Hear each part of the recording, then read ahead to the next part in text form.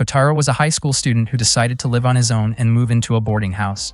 He and Kenji had been close friends ever since they were in grade school. The owner of the boarding house was a girl named Shizuoka, who was the same age as Kotaro. That day, Kotaro moved into room 106 of Corona House.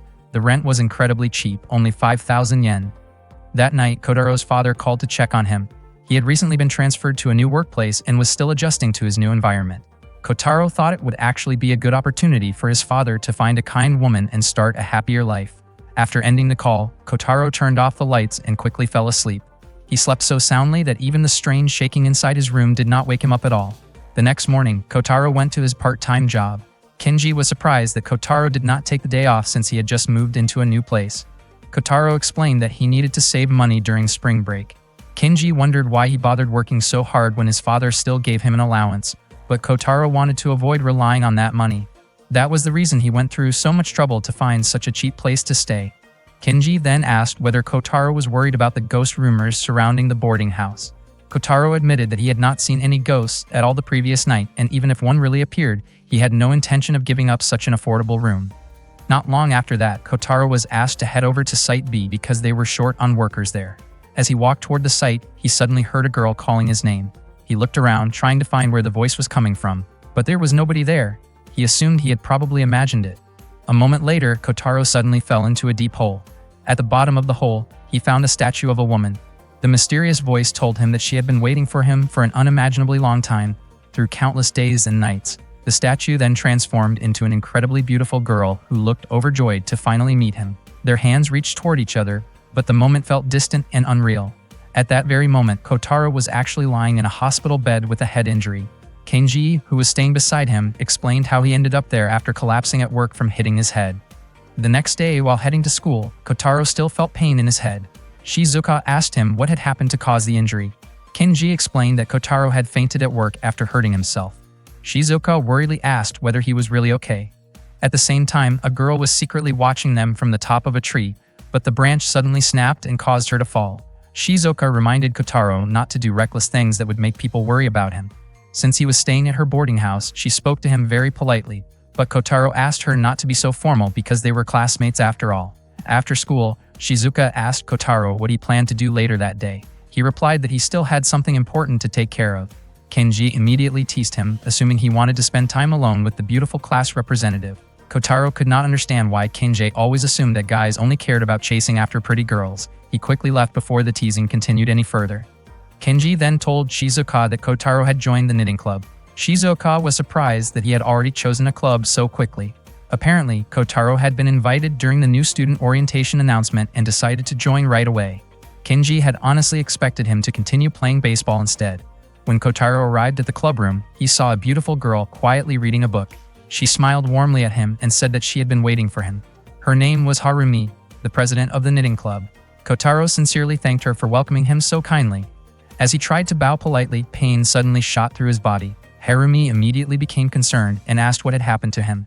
Kotaro explained everything, and Harumi realized that he was the same person she had seen at the hospital the previous day. Harumi explained that she often visited the hospital because she had been physically weak ever since she was little, so she regularly went in for checkups. Kotaro told her not to hesitate to greet him whenever they met, especially now that he had officially joined the knitting club. Harumi then asked if he was truly sure about joining the knitting club, since someone like him would normally choose a sports club that seemed more exciting. Kotaro answered that there was something important he needed to do, and because of that, he needed to learn how to knit. Kotaro admitted that he was not good at knitting and did not even know how long it had taken him to finish his project. Harumi smiled and accepted his registration form, then explained that their activities would begin the next day. Somewhere else, a girl was watching Kotaro through a monitor. Kotaro returned to his boarding house. When he entered his room, he found a girl already inside. It turned out that she was the one who had been bothering him the previous night, although he had not realized it at the time. The girl's name was Sanae, and she was the ghost haunting Kotaro's boarding house.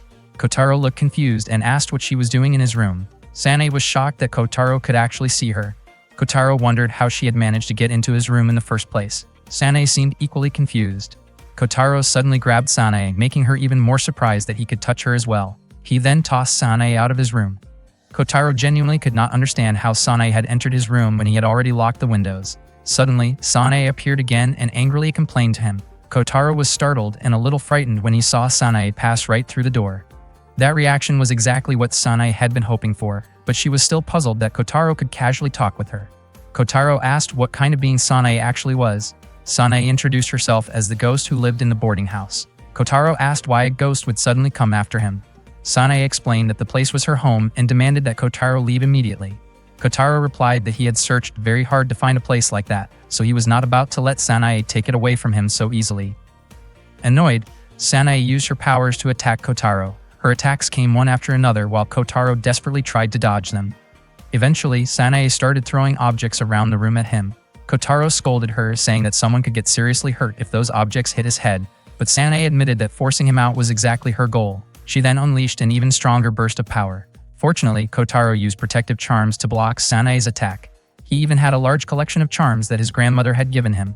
Frustrated, Sanae once again demanded that Kotaro leave the boarding house, arguing that she had lived there first. Unfortunately for her, Kotaro refused.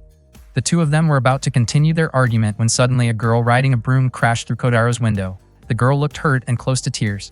Kotaro asked who she was. Nervously, she introduced herself as Eureka, the magical rainbow girl and the princess of love and courage who protected the peace of the city. Kotaro wondered if Eureka was just a cosplayer. Eureka quickly denied it. Eureka apologized for accidentally breaking the window and admitted that she did not have the money to pay for the damage. Kotaro asked why she had been in such a hurry. Eureka explained that the room was in danger because everyone had gathered there at the same time, creating a massive concentration of magical power. If it continued, an evil magical girl might take advantage of that power. Because of that, she begged Kotaro and Sanae to leave the room immediately. Right after saying all of that, Eureka ended up being thrown back outside by Kotaro. From outside the room, Eureka apologized again and begged him to open the door. Kotaro told her to hold her cosplay event somewhere else. Sanae added that she and Kotaro were busy at the moment. Eureka tearfully explained that she was not comfortable wearing such revealing clothes, but the elders had told her to wear them proudly. She hoped the two of them would believe her story. Eventually, Kotaro and Sanae allowed Eureka back into the room so they could talk properly. Eureka asked whether they believed that she was truly a magical girl.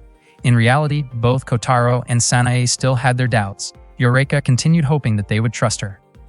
Suddenly, two strange creatures named Kurama and Kurama appeared, shocking everyone in the room. Then, a woman emerged from below the floor and apologized for startling them. Her name was Kireha. She introduced herself as a descendant of the ancient people of Earth and a member of the Kurano clan, experts in fortune-telling and spiritual arts. Ordinary people referred to her people as the underground inhabitants.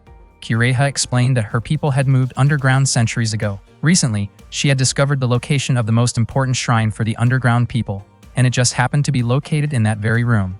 Kireha politely asked whether Kotaro would be willing to give them the room so they could rebuild the shrine.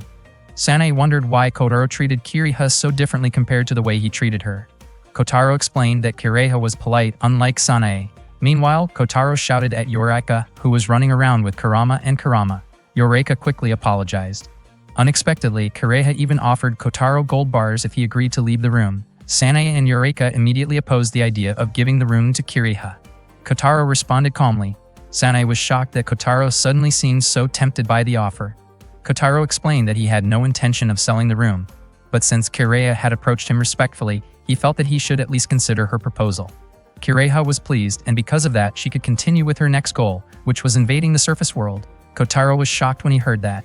Kireha explained that if they could activate the shrine and gather a large amount of life energy, they would be able to create many ether weapons. Kotaro strongly objected to what Kireha said. Sanae wondered why Kireha intended to invade the surface world in the first place. Kireha admitted that she would treat Kotaro as an honored guest. Unfortunately, Kotaro did not agree with that idea and he refused to give up his room. Sanae also rejected it, and even Eureka was against the plan. Suddenly, Kireha tried to flirt with Kotaro by leaning closely against his arm. Kotaro's face turned red, and he said that tricks like that would never work on him. Kireha quietly teased him, saying that she had survived underground for thousands of years while wondering how long Kotaro could keep enduring the situation himself. Sanae became irritated because they were acting inappropriately in her room. Out of nowhere, a magic circle appeared on the wall. Kotaro hoped that another strange creature would not appear again, but a girl named Taya Malaise suddenly emerged, crashing directly into him. Taya Malaise immediately called Kotaro a shameless pervert. In the confusion, Kotaro accidentally grabbed her chest. Taya Malaise became furious and scolded him. Kotaro quickly explained that it had been a complete accident. He even said that he could barely tell whether he had touched her or not because everything happened so quickly. Taya Malaise grew even more annoyed after hearing his excuse. Sanae commented that the only chest someone could clearly notice would probably belong to Kiraiha. Tayamiles laughed and called them all a doomed species. She activated a device she referred to as the Blue Knight in order to prepare her weapon. Kurama and Kurama immediately got ready to block the attack. Once the attack was launched, the vibrations were incredibly powerful, and even Kurama and Kurama's magic circles could not withstand it. Kotaro then used a baseball bat to strike back, but Tayamiles possessed a protective barrier that prevented anyone from even touching her. Suddenly, Sanae appeared from behind and startled Tayamiles, causing her to lose her composure for a moment. Kotaro praised Sanae's quick thinking. They were surprised to notice that Tayamiles had underwear decorated with bear patterns. Sanae demanded that she surrender, but Tayamiles refused. She proudly declared that she was a princess of the Holy Fourth Order Galactic Empire. Tayamiles then ordered the Blue Knight to prepare a massive blast from the Genesis Buster. Kurama and Kurama detected an enormous source of power above them. Kiraiha opened the window and saw the giant attack approaching. The attack resembled an antimatter cannon. Everyone became worried that the strike could destroy everything around them. Kotaro begged Tayamiles to stop the blast, but she instead planned to continue firing repeatedly. At that moment, a woman named Ruth Kania arrived to stop her and explained that destroying a planet would violate the Galactic War Treaty. Tayamiles complained that everyone had been making fun of her appearance. Ruth Kania reminded her that her mission was to protect all forms of life within those coordinates. If Tayamiles destroyed the planet, she would be considered a failure and would bring shame upon the queen herself. After hearing that, Tayamiles finally deactivated the attack. Not long afterward, Shizuka arrived and asked what had happened there. She was shocked by the condition of the room. Shizuka became furious because the place had been completely wrecked. She harshly scolded everyone for the chaos they had caused. Shizuka warned them that they would regret it if they continued damaging the property or disturbing other people. They all gathered together and explained everything to Shizuka. She understood that everyone was fighting over the room. Even though their stories sounded difficult to believe, Shizuka decided she had no choice but to accept it. As the landlord, Shizuka declared that she wanted to settle the issue peacefully. She then asked everyone to sign an agreement. Once the contract was finalized, anyone who broke the rules would face consequences.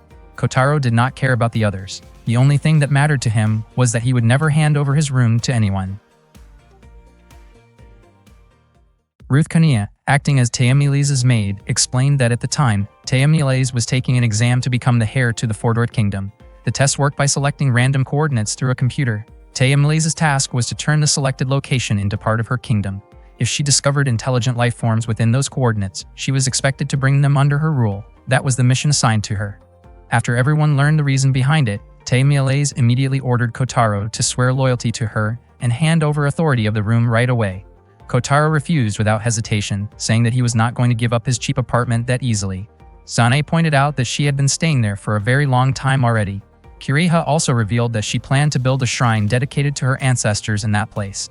Tayamiles called all of them selfish. Eureka warned everyone that evil magicians would eventually do everything they could to seize the enormous magical power hidden there. Even so, Kotaro still assumed Eureka simply wanted to hold a cosplay party in the room. Sanae wondered why Eureka specifically chose that place instead of somewhere else. Eureka hoped that everyone would finally believe what she was saying. Kiraiha reminded them that Shizuka had forbidden any kind of violence, so they needed to settle things another way. Everyone started thinking about how to compete without fighting. Kotaro then suggested deciding everything through card games instead. Kiraiha explained the rules inside the room. The 5 of them each controlled one section out of 6 areas in the room. Altogether, the 6 sections were worth 180 points, meaning every centimeter represented 1 point of territory. Tayamiles asked if that meant they would compete for points through card games. Kiraiha explained that the winner would take points from the loser, which symbolized expanding territory. The first place winner would gain 3 points from the last place player. The second place winner would gain 1 point from the second to last player, while the third place player would neither gain nor lose points. Anyone who lost all their points would have to leave the room. The games would be played 5 times a day. Since everyone controlled their own territory, each person was allowed to choose one game they liked.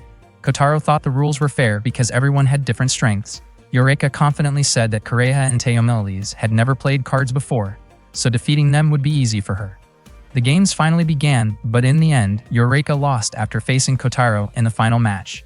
Tayamiles finished in second place and demanded points from Kotaro. Kotaro became annoyed because Tayamiles was acting overly proud despite only placing second.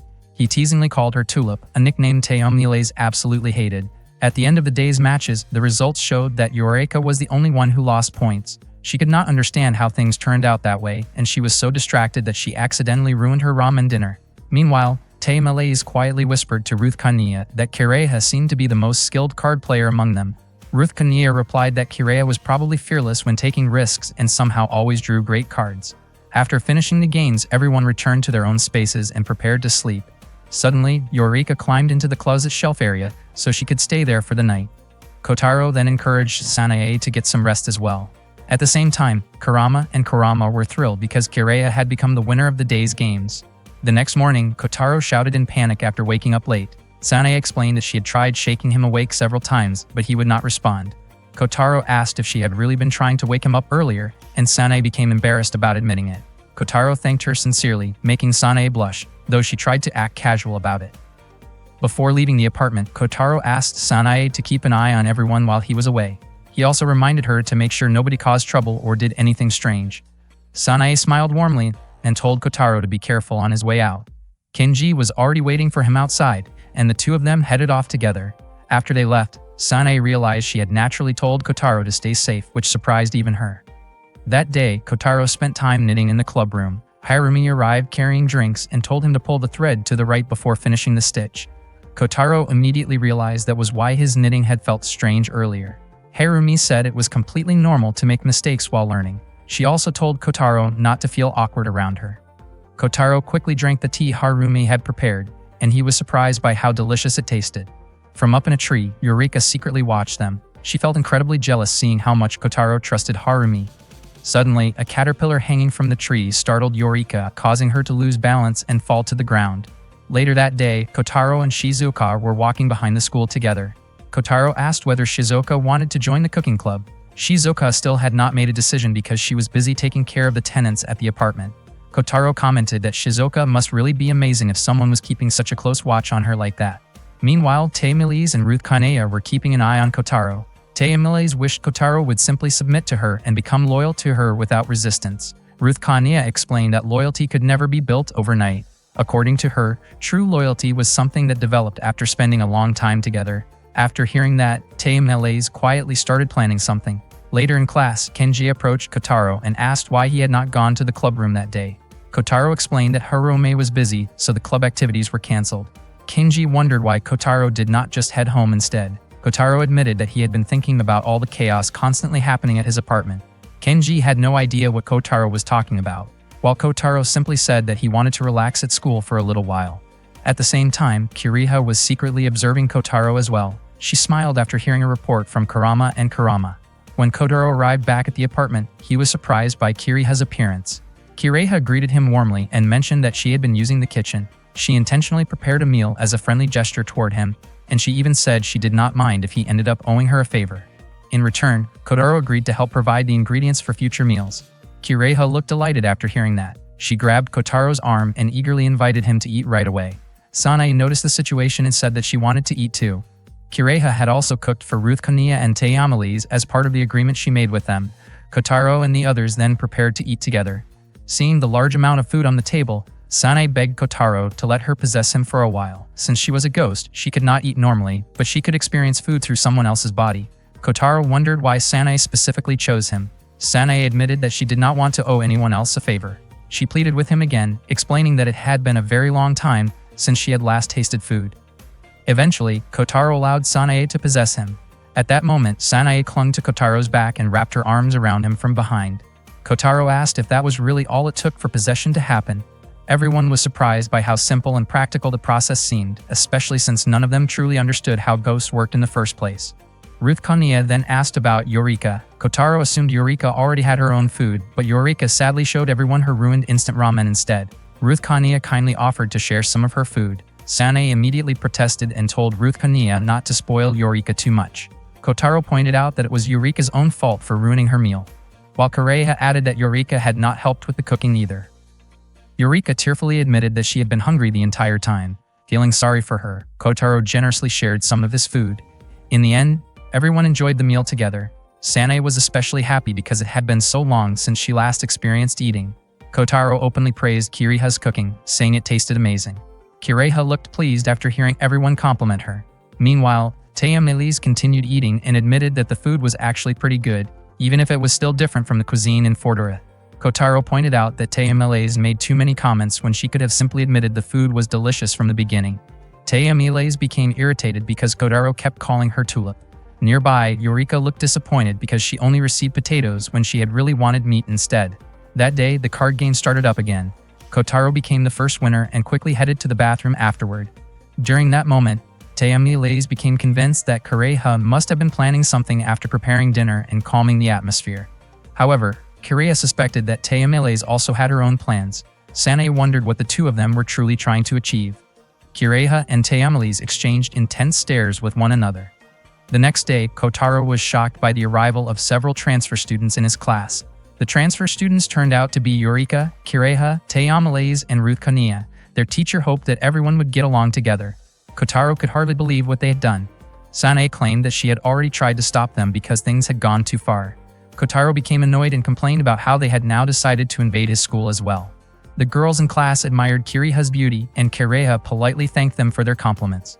They mentioned that several boys had been staring at her constantly and warned her to be careful around disrespectful guys at school. Kireha responded with a sweet smile and promised that she would stay careful. Kotaro felt exhausted just looking at Kireha's perfectly polite smile, while Sanae commented that Kireha looked exactly like an honor student. The classmates also praised Ruth Kania and Tayamilaze for speaking Japanese so fluently even though they came from Europe. Ruth Kania explained that they had worked very hard to learn the language.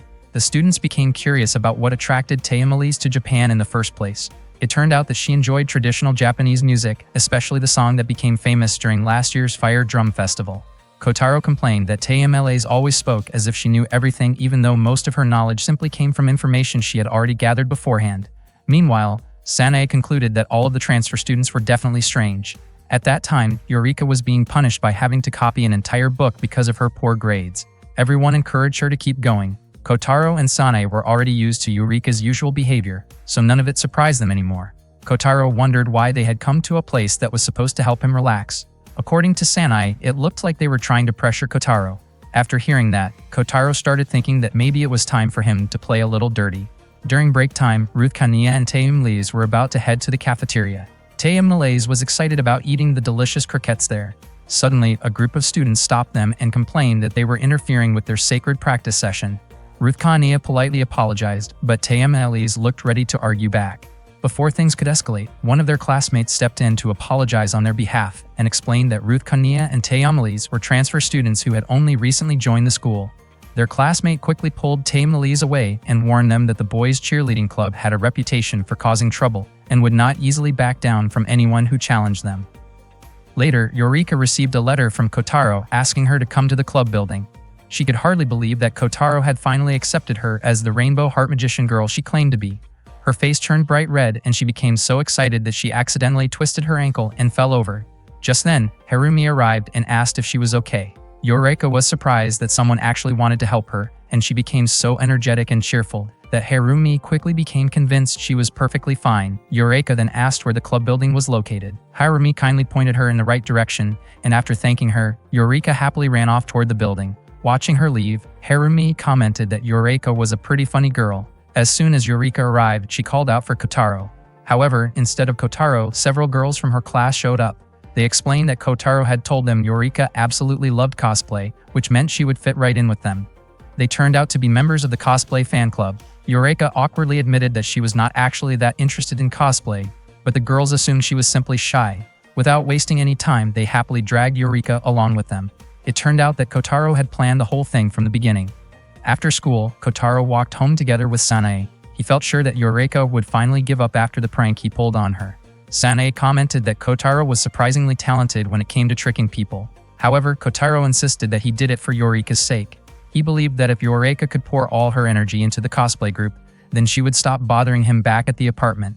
Meanwhile, Kireha was looking at the school bulletin board when Kurama and Kurama approached her. Kireha immediately told them to stay disguised. It turned out that she had become interested in the obstacle relay race competition. That night, Kotaro and the others gathered once again to play cards together. Eureka looked completely exhausted and was so tired that she did not even realize it was already her turn to draw a card. Surprisingly, Eureka ended up winning again that night. She had already won 3 rounds in a row, and it seemed like she was somehow getting even stronger. Sanae could not understand why the exhausted Eureka was performing better than ever, and she started to think Kotaro's cosplay plan had completely failed. Taya Malaise admitted that she was exhausted and barely felt motivated to continue playing cards.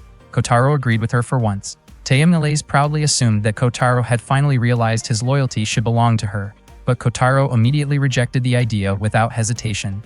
Kiraiha noticed that sooner or later, everyone's exhaustion would catch up with them, so she decided it was finally her turn to choose the next competition. She suggested that they all participate in the obstacle relay race. Taya Malaise declared that this way they could compete fairly and honorably with the entire school as their witness, and she agreed to the challenge enthusiastically.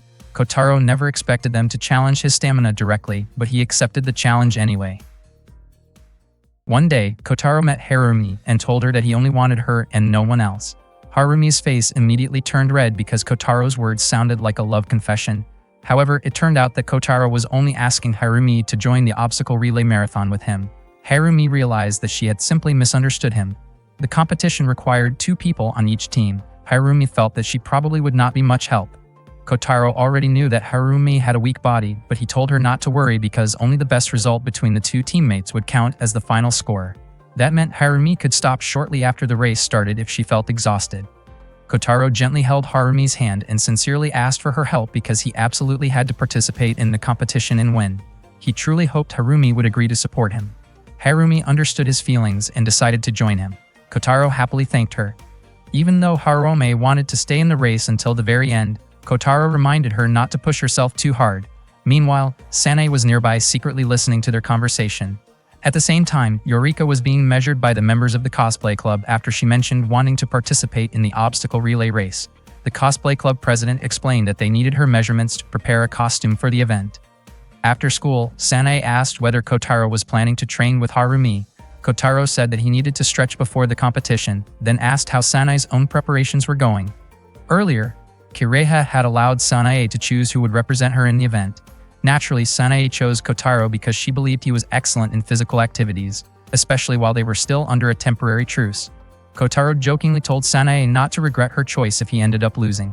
Sanae said she believed in him, but she also warned him to be careful around Kiraiha and Taya Malaise.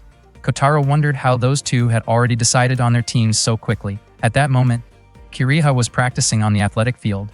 Her training times were impressive and her friends were convinced that she would win the competition. Kiraiha herself felt that her preparations were going smoothly. She then asked Kurama and Kurama to investigate which pair from the track club was the strongest. Kiraiha had intentionally chosen a partner from the track club to increase her chances of victory. Meanwhile, Taya Malaise had successfully gained the loyalty of the male cheerleading club.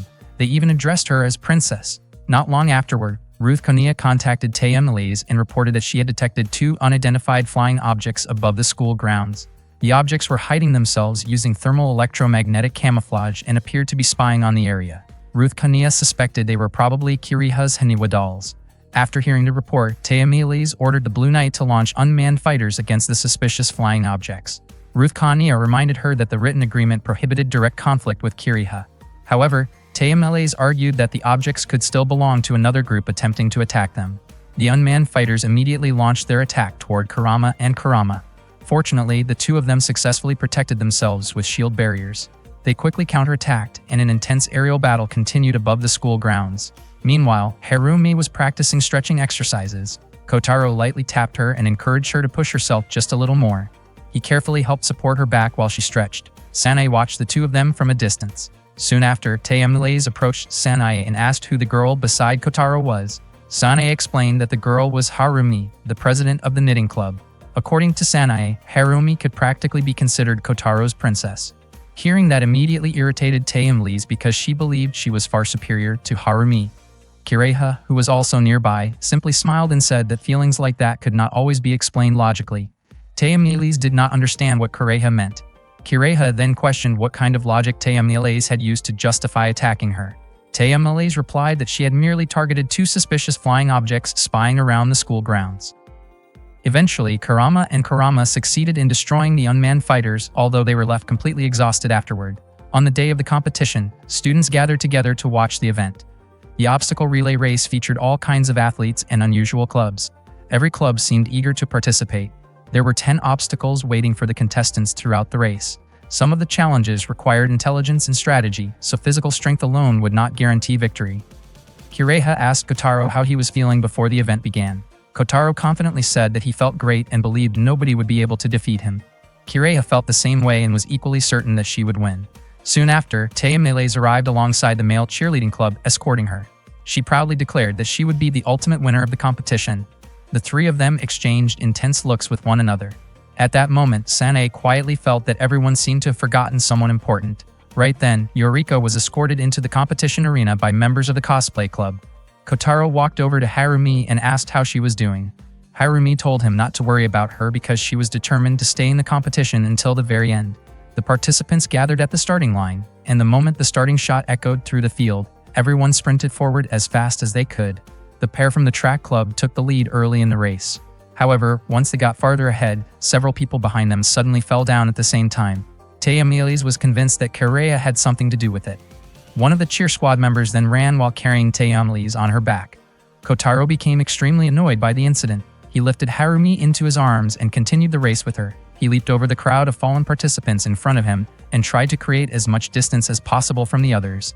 Kenji and Shizuoka could hardly believe that Kotaro had managed to pass them. Everyone who had fallen near the starting line eventually got back up and continued the race, except for Yorika, whose outfit had been torn during the chaos.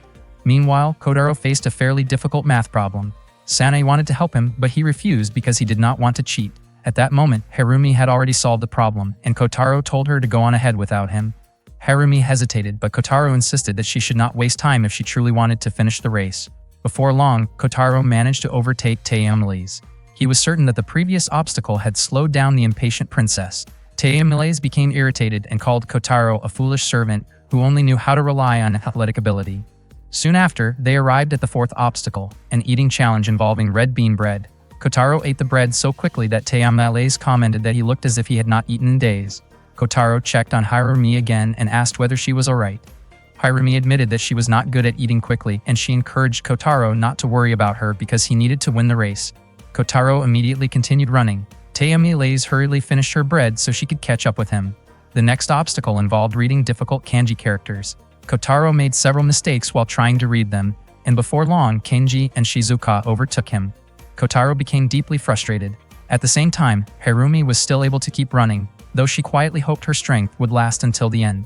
Yorika looked exhausted, and it seemed almost impossible for her to continue running in her damaged clothes. She wanted to stop and give up, but Harumi suddenly appeared beside her, reached out her hand, and encouraged her not to quit. Yorika said that she would never win anyway, and that nobody ever noticed or acknowledged her efforts. Harumi gently told her that giving up there would only mean losing to herself. She encouraged Yorika and said that she believed Yorika could do it. Touched by Harumi's kindness, Yorika decided to continue the race. The two of them introduced themselves to each other and kept running together. Meanwhile, Kireha still held first place while Kurama and Kurama continued cheering her on. The next obstacle required participants to cross narrow board pathways. Kurama suggested taking the wider route, while Kurama recommended the shorter one. With no time to think carefully, Kireha quickly chose the path she would take. At the same time, Taya Miles and Kotaro were running side by side while constantly trading insults. Sanae found their behavior strange because they could have run much faster if they stopped arguing. When they reached the board pathway obstacle, Kotaro immediately chose the shorter route, while Taya Miles waited for her race partner so she could be carried across. Kotaro was surprised by how easy her strategy was. Taya Miles proudly declared that there was no need for her to rush because she was a princess. Sanae became suspicious and felt certain that Taya Miles was planning something. Each pathway contained different kinds of obstacles, but the route chosen by Taya Miles appeared completely straight and free of hazards. Meanwhile, 3 students from the rugby club, sumo club, and judo club arrived at the obstacle area. They were searching for the person who had stepped on them near the starting line earlier, and all they remembered was that the person had been carrying a girl. They mistakenly assumed that Kenji was the culprit because he had been together with Shizuoka at the time. Kotaro quietly felt relieved that they had not recognized him instead. The 3 students approached Kenji and shoved him. One of the sumo club members lost his balance and accidentally triggered a hidden surprise device. A loud explosion suddenly rang out, shocking everyone nearby. Kotaro immediately suspected that Taya Miles was responsible for it somehow. Taya Miles casually remarked that the device looked similar to harmless surprise bombs used in her homeland. Kireha and Shizuoka became more cautious, realizing they needed to stay alert. At that moment, the students noticed that the route used by Taya Miles appeared safe, so many of them rushed toward it together. However, as they got closer, Taya Miles' race partner pushed them away, causing them to stumble, and more surprise devices suddenly went off. Someone managed to knock Taya Miles off the pathway, and multiple explosions echoed one after another across the course. Meanwhile, Harumi and Eureka continued running together. They believed that someone had probably already won the race by then, but they still kept pushing forward in order to reach the finish line. Eureka asked why Harumi continued trying so hard.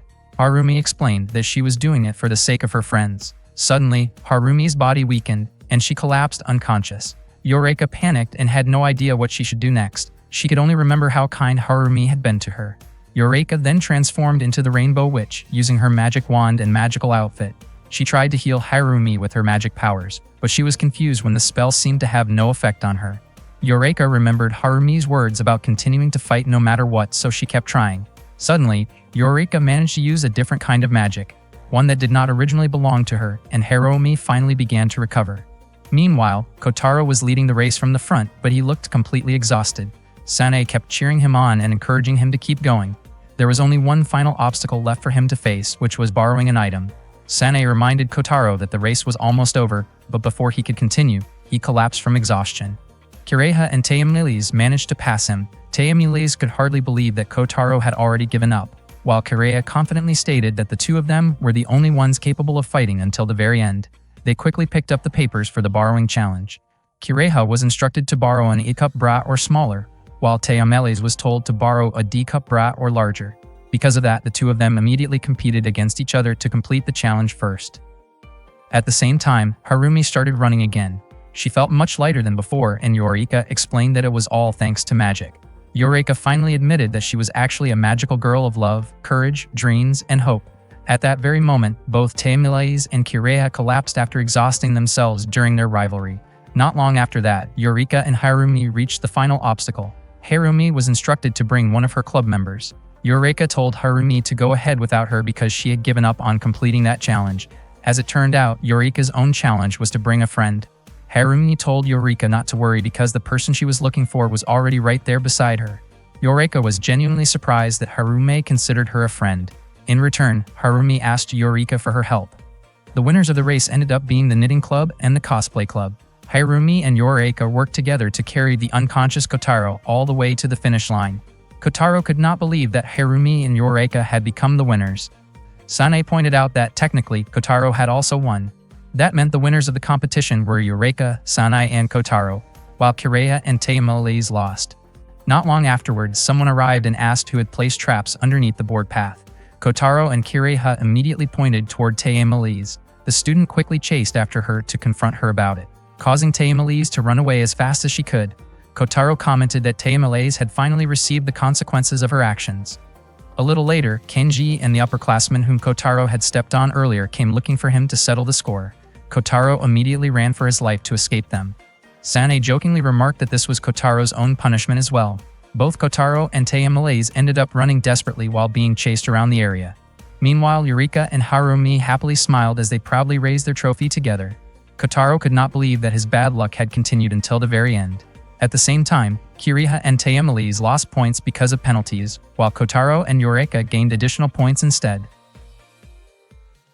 One day, Kotaro and his friends stopped by a spinning ball game booth. Ruth Kania was in charge of spinning the ball, and she gave it everything she had. In the end, she actually won the game and received the grand prize, a hotel voucher for an old seaside hot spring inn by the beach. Since the voucher allowed her to bring up to 6 people, Ruth Kania invited everyone to come along. She believed there were times when Tayamiles deserved a break from her usual daily responsibilities and could simply relax for a while. Tayamiles told Ruth Kania to decide however she wanted since the prize belonged to her anyway. Ruth Kania felt happy and grateful after hearing that. Sanae became incredibly excited about going to the beach together, while Kireha saw no reason to refuse the invitation. Shizuka thanked Ruth Kania for inviting all of them, and Eureka also wanted to join because even magical girls needed a chance to relax sometimes. Tayamiles then pointed out that the prize was only meant for 6 people. Eureka immediately looked disappointed because that meant she would be left out. However, Kireha cleverly explained that the group still counted as 6 because Sanae was a ghost, so nobody besides them could see her anyway. Kurama and Kurama praised Kireha for being so clever. Sanae herself had only just realized that detail. Thanks to that logic, everyone could go together, and Eureka was extremely thankful for it. In the end, they decided to put their conflicts aside for a while and enjoy a peaceful vacation together. That day, everyone went shopping to prepare for the trip. They visited a swimsuit store filled with all kinds of different styles. Eureka immediately headed toward the discount section, while Shizuoka wanted to look at the newest designs. Ruth Kania had such a hard time choosing that she could barely decide on anything. Kireha hoped they could find a swimsuit that suited Taemelis well. Taemelis eventually asked Ruth Kania to choose one for her. After trying on one swimsuit, Shizuka commented that the bikini looked too large on Taemelis. Eureka joked that flashy bikinis probably did not suit her very well, while Kireha said they simply needed to pick something that matched her better. Ruth Kania then brought over another swimsuit design that she thought might fit Taemelis nicely, but Taemelis complained that it looked too plain. Shizuka disagreed and thought the simpler design actually looked good. Eureka added that the simple style suited Taemelis much better. Kireha agreed with her, and eventually Taemelis took Ruth Kania with her to the fitting room. Meanwhile, Kotaro could not believe how serious everyone was about choosing swimsuits. He then asked Sanae why she was not picking one out too. Sanae casually explained that she already had one from a long time ago. Hearing that made Kotaro curious to see what it looked like. Sanae became excited and said she could not wait to show it off during the vacation. Later, Kotaro and the others were traveling aboard a spacecraft. Kotaro was confused about why they were using a spaceship in the first place. With a smug expression, Taemelis asked whether he was impressed. Kotaro wondered why someone who owned a spacecraft that huge still felt the need to invade his apartment. Taemelis insisted that the apartment and the spacecraft were completely different matters. Ruth Kania informed everyone that the portal was ready, and once they passed through it, they would arrive directly in front of the inn. Thanks to that, they could save a lot of travel expenses. Taemelis admitted that she mostly wanted to show off the greatness of Fordora technology. Kotaro gently patted Taemelis on the head and thanked her. Embarrassed, Taemelis quickly claimed that she had not done it because she was worried about their finances or anything like that. Kotaro lightly pressed down on her head and told her that her way of thinking had become surprisingly mature. Feeling annoyed and flustered, Taemelis kicked Kotaro straight toward the portal. When they finally arrived at the inn, everyone was shocked. The place had originally been described as slightly old-fashioned and antique, but it looked far more run-down than expected. The room they were staying in also appeared quite worn out. After checking the measurements, Kurama and Kuroma realized that the room was about the same size as room Corona. Ruth Kania immediately apologized to everyone. Kotaro assured her that none of it was her fault. Honestly, he was already grateful that they could enjoy hot springs and spend time at the beach together. Sanae then mentioned that something about the inn room felt strange. Hearing that immediately frightened both Kotaro and Eureka. Shizuka calmly told them not to worry because she had brought several ghost-repelling items that were left behind by a previous tenant from her apartment building. Kotaro grabbed a decorative sword and almost swung it towards Sanae before stopping himself. Sanae became irritated and asked whether he was seriously trying to get rid of her. Kotaro replied that he doubted something like that would even work on Sanae anyway. Instead, he pulled out a charm given to him by his grandmother and started teasing her with it. While everyone was having fun at the beach, Kotaro suddenly ran into members of the cosplay club. He asked if they were really planning to swim while wearing maid outfits like that. It turned out they were actually holding a club meeting. A huge event was coming up soon, so they needed to focus on designing the costumes they would wear. They had also invited Eureka, but she turned them down because she had something important to take care of. According to them, Eureka was a talented new member. The cosplay club president mentioned that Harumi was also at the beach because her family happened to own a vacation house nearby. She described Harumi as a smart girl from a wealthy family who was skilled at knitting, and she even wanted to recruit her into the cosplay club. Before they left, Kotaro asked them to look after Eureka if she ever ran into trouble. The club president gladly agreed. She believed that with just a little polishing, Eureka would become extremely popular, so there was no way they would let her go. Kotaro felt reassured knowing they genuinely cared about Eureka. At that moment, Harumi noticed Kotaro walking along the shore. Kotaro waited for the others under a beach umbrella. Meanwhile, many of the men at the beach could not help staring at the girls from Corona House. Sanae called out loudly to Kotaro. She proudly showed off her swimsuit and asked if her beauty had left him speechless. Taemelis wanted Kotaro to rate how charming she looked in her swimsuit. Ruth Kania acted shy about her elegant appearance while Kireha wore her swimsuit with complete confidence. Eureka could hardly believe that they had become the center of attention. Shizuka then asked Kotaro what he thought about spending time at the beach with 6 beautiful girls. Surprisingly, Kotaro's attention was focused on Harumi, who was wearing a lovely dress instead. The 6 girls became annoyed because Kotaro ignored them due to Harumi, although Harumi truly did look beautiful. Feeling frustrated, they immediately buried Kotaro in the sand. Kotaro could not understand why they would do something like that to him. Harumi suggested that maybe it was because he did not understand how the girls were feeling. When Kotaro asked Harumi to help him out, she playfully teased him instead. Kotaro was surprised to see Harumi acting mischievously like that, but Harumi simply smiled and explained that something good had happened recently, which was probably why she was in such a cheerful mood. Meanwhile, the 6 girls started playing beach volleyball together. Shizuka served the ball toward Taemelis, who received it and passed it to Ruth Kania. Eureka struggled to keep the ball in play and sent it toward Kiriha. Kiriha then passed it to Sanae, and Sanae finished with an incredible spike that caused Eureka to tumble onto the sand. Everyone applauded Sanae's impressive attack. The girls happily headed back toward the beach, but they quickly became irritated again after seeing Kotaro looking so happy while spending time with Harumi. They gathered together once more because they were upset by how close Kotaro seemed to be getting with her. Kiriha soon came up with a plan to teach Kotaro a lesson. They decided to play a watermelon splitting game. The watermelon was placed right beside Kotaro, turning the challenge into whether the player would hit the watermelon or accidentally hit Kotaro instead.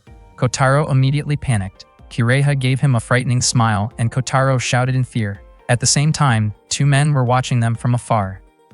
Just then, Tayamiles prepared to take her swing while Eureka casually enjoyed eating watermelon nearby. Harumi wondered if the game was really safe, but Eureka confidently said that Kotaro was tough enough to handle it. Tayamiles removed her blindfold after completely missing her target. Kotaro became even more annoyed with everyone afterward. Then it was Sanae's turn to play. Suddenly, Kotaro noticed two suspicious men running behind them. The men tried to grab Sanae, but they accidentally ended up grabbing Tayamiles instead. Tayamiles became furious over the way they treated her. The two men quickly claimed that they were not suspicious people and insisted that they were not interested in girls. Kiriha and Shizuoka immediately called them creeps for targeting young girls, and the two of them promptly punished the men by burying them in the sand. That night, Kotaro relaxed in the hot spring bath and felt completely refreshed. Kurama and Kurama joined him as well. Kotaro thought the day had been incredibly enjoyable, especially because he got to spend time with Harumi. Everyone else had also been having fun together. Meanwhile, the girls soaked in another bath while chatting among themselves.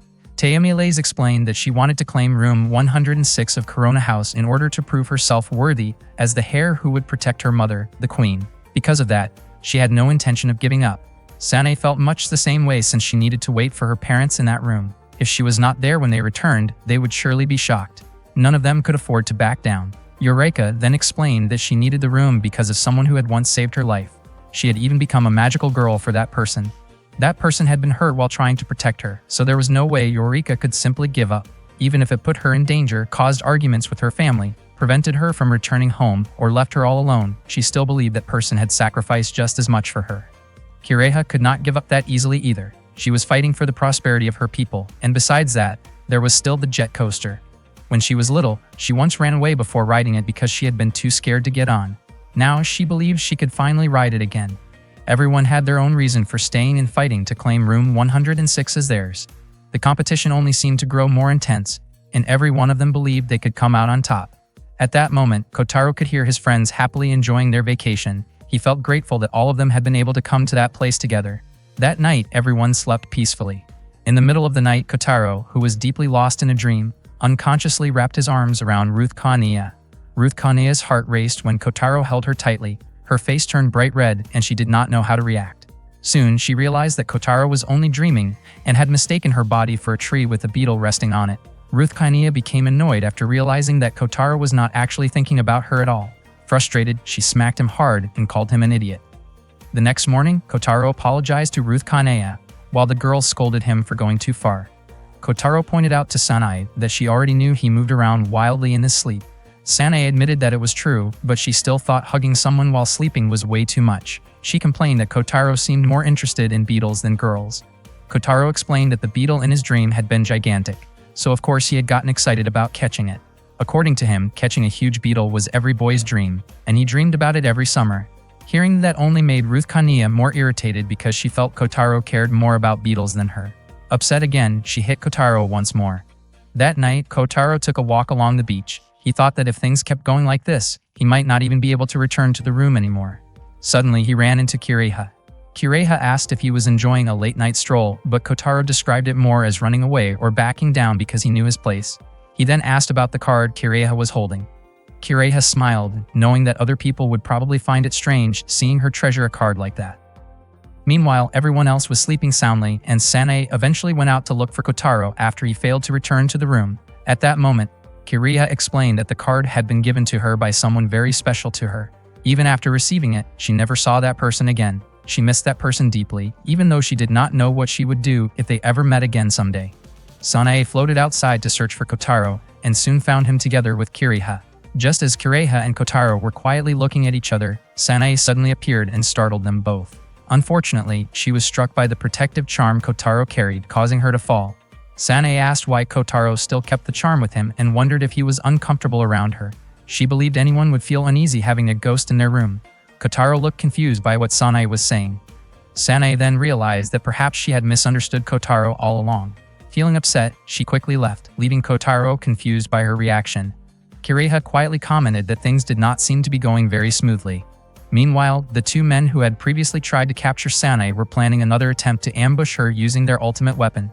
The next day, Kotaro ate breakfast with his friends, but the atmosphere felt awkward because Sanae was still sulking.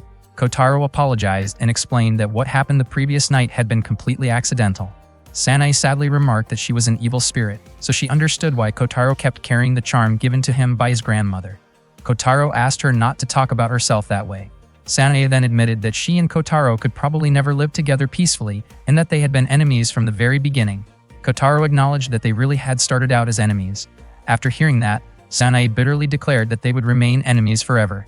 Angry and hurt, she stormed off in tears while calling Kotaro an idiot once again. Sanae sat alone by the sea, feeling down and full of regret. She felt foolish for getting angry at Kotaro. At first, she really had wanted to drive him away, but somehow her feelings had become far more complicated than she expected. Not far away, two men who had been targeting her were secretly watching. Their names were Aniki and Hachi. After thinking everything through carefully, Sanae finally decided to go back to being the same Sanae from before she met Kotaro. She reminded herself that Kotaro was supposed to be her enemy. Suddenly, Aniki and Hachi rushed toward Sanae and startled her. That afternoon, Kotaro was searching for Sanae because she still had not returned even though lunchtime was getting close. Not long after, Harumi approached him and asked whether he was not spending time with the others from yesterday. Kotaro explained that everyone had gone their separate ways that day. Harumi became curious about what had happened between them, so Kotaro told her everything. Meanwhile, Eureka was walking around looking for Sanae when she suddenly heard Sanae screaming. At that moment, Sanae's body was tightly restrained by magic. She struggled desperately and demanded to know what they wanted from her. Aniki said that resisting was useless because the thing binding her was a wandering spirit they had hired. Sanae quickly realized that the people behind this were the suspicious pair who had tried to capture her the day before. Hachi corrected her and explained that they were not weird troublemakers but ghost hunters. Their job was to capture ghosts and sell them. Sanae was shocked to learn that they intended to sell her. Aniki even explained that a fully visible ghost like Sanae had a very high value, and there were people willing to pay a huge amount of money for her. Sanae cried out in panic, refusing to be sold. Eureka witnessed the whole situation from nearby. She wanted to save Sanae, but there were many strange creatures around, and they terrified her. Eureka did not know what to do and wished someone would come help her. Then she suddenly remembered Harumi's advice about never giving up so easily. Her confidence slowly returned as she reminded herself that she was the rainbow magical girl who fought for justice. Just as Eureka was about to transform, the members of the cosplay club suddenly grabbed her and carried her away. At the same time, Kotaro had finished explaining Sanae's situation to Harumi. Harumi asked whether he knew why Sanae had become angry with him. Kotaro realized that his words had probably hurt her feelings, even though he had only spoken honestly. Usually, Sanae would react casually whenever he said things like that, which was why he could not understand why she suddenly became so upset this time. Harumi seemed to understand Sanae's feelings. Meanwhile, Aniki and Hachi carried Sanae away in their car. Sanae shouted that she refused to let herself be sold by them. A ghost girl traveling with them told Sanae that she should just give up. According to her, Sanae would probably end up in a much better place after being sold. Sanae immediately rejected that idea. The ghost girl then wondered whether Sanae even had a place she could return to. Sanae answered that she lived at Corona House Room 106. Hearing that, the ghost girl pointed out that Sanae had gotten used to bothering the residents there. She explained that nobody wanted to live in a haunted house. Hearing those words reminded Sanae about the way Kotaro had treated her. The ghost girl continued by saying that living people only saw ghosts as nuisances. People sold charms to drive ghosts away, and even if they accepted ghosts, it usually meant they simply tolerated their existence and nothing more. Sanae slowly realized the painful truth behind those words. Meanwhile, Harumi gave Kotaro an analogy. She explained that she and Kotaro were senior and junior members in the same club, but at the same time they could also simply be described as people who just happened to join the same extracurricular activity. In a similar situation, if Kotaro ever said something like that to her, she would probably cry and run away. Harumi explained that even if Kotaro's words were technically true, people's perspectives changed after spending time together and sharing experiences. She wanted Kotaro to see her as a friend. Kotaro was surprised and began wondering if Sanae also wanted to be seen as a friend. Harumi pointed out that otherwise there would be no reason for him to worry so much about someone he only happened to know. Kotaro then remembered Sanae's expressions whenever they were together. After that realization, he excused himself and hurried off to search for her again. Suddenly, he ran into the cosplay club members carrying Eureka away. Kotaro was confused about why they had tied her up like that. The cosplay club president declared that they would never let Taya Melise escape again. Kotaro realized that Eureka was trying to tell him something. He asked the cosplay club president for permission to speak with Eureka for a moment, and fortunately they allowed it. Eureka told Kotaro that Sanae had already been captured by ghost hunters before she even had the chance to do anything. After hearing that information, Kotaro thanked Eureka and immediately left. Eureka felt confused about why Kotaro had suddenly abandoned her like that. Kotaro returned to the inn and informed everyone about Sanae's kidnapping. He finally realized that the two suspicious men from the previous day had actually been targeting Sanae all along. It also seemed that they had received help from a ghost, which prevented Sanae from escaping. The first thing they needed to do was figure out Sanae's current location. Shizuka brought out a ghost tracking device and confidently explained that they could track Sanae down with it. Kotaro quickly activated the machine, but to everyone's surprise, it suddenly exploded. Kotaro could not understand how it had failed so dramatically. Kurama explained that the ether shock had likely caused the malfunction, and the device itself was too old to withstand that kind of disturbance. Shizuka apologized to everyone, but Tayamilise assured her that it was not her fault and suggested they move on to another plan. Unfortunately, the technology from the Fordora Kingdom did not include any devices capable of tracking ghosts. Kireha offered to help and asked Kurama to handle the search instead. The two of them used the power of the Mikora beam, a special light emitted from their eyes, to locate Sanae. Kotaro wondered why everyone was so willing to help Sanae. Kireha told him not to think too deeply about it because she fully intended to collect favors from them later.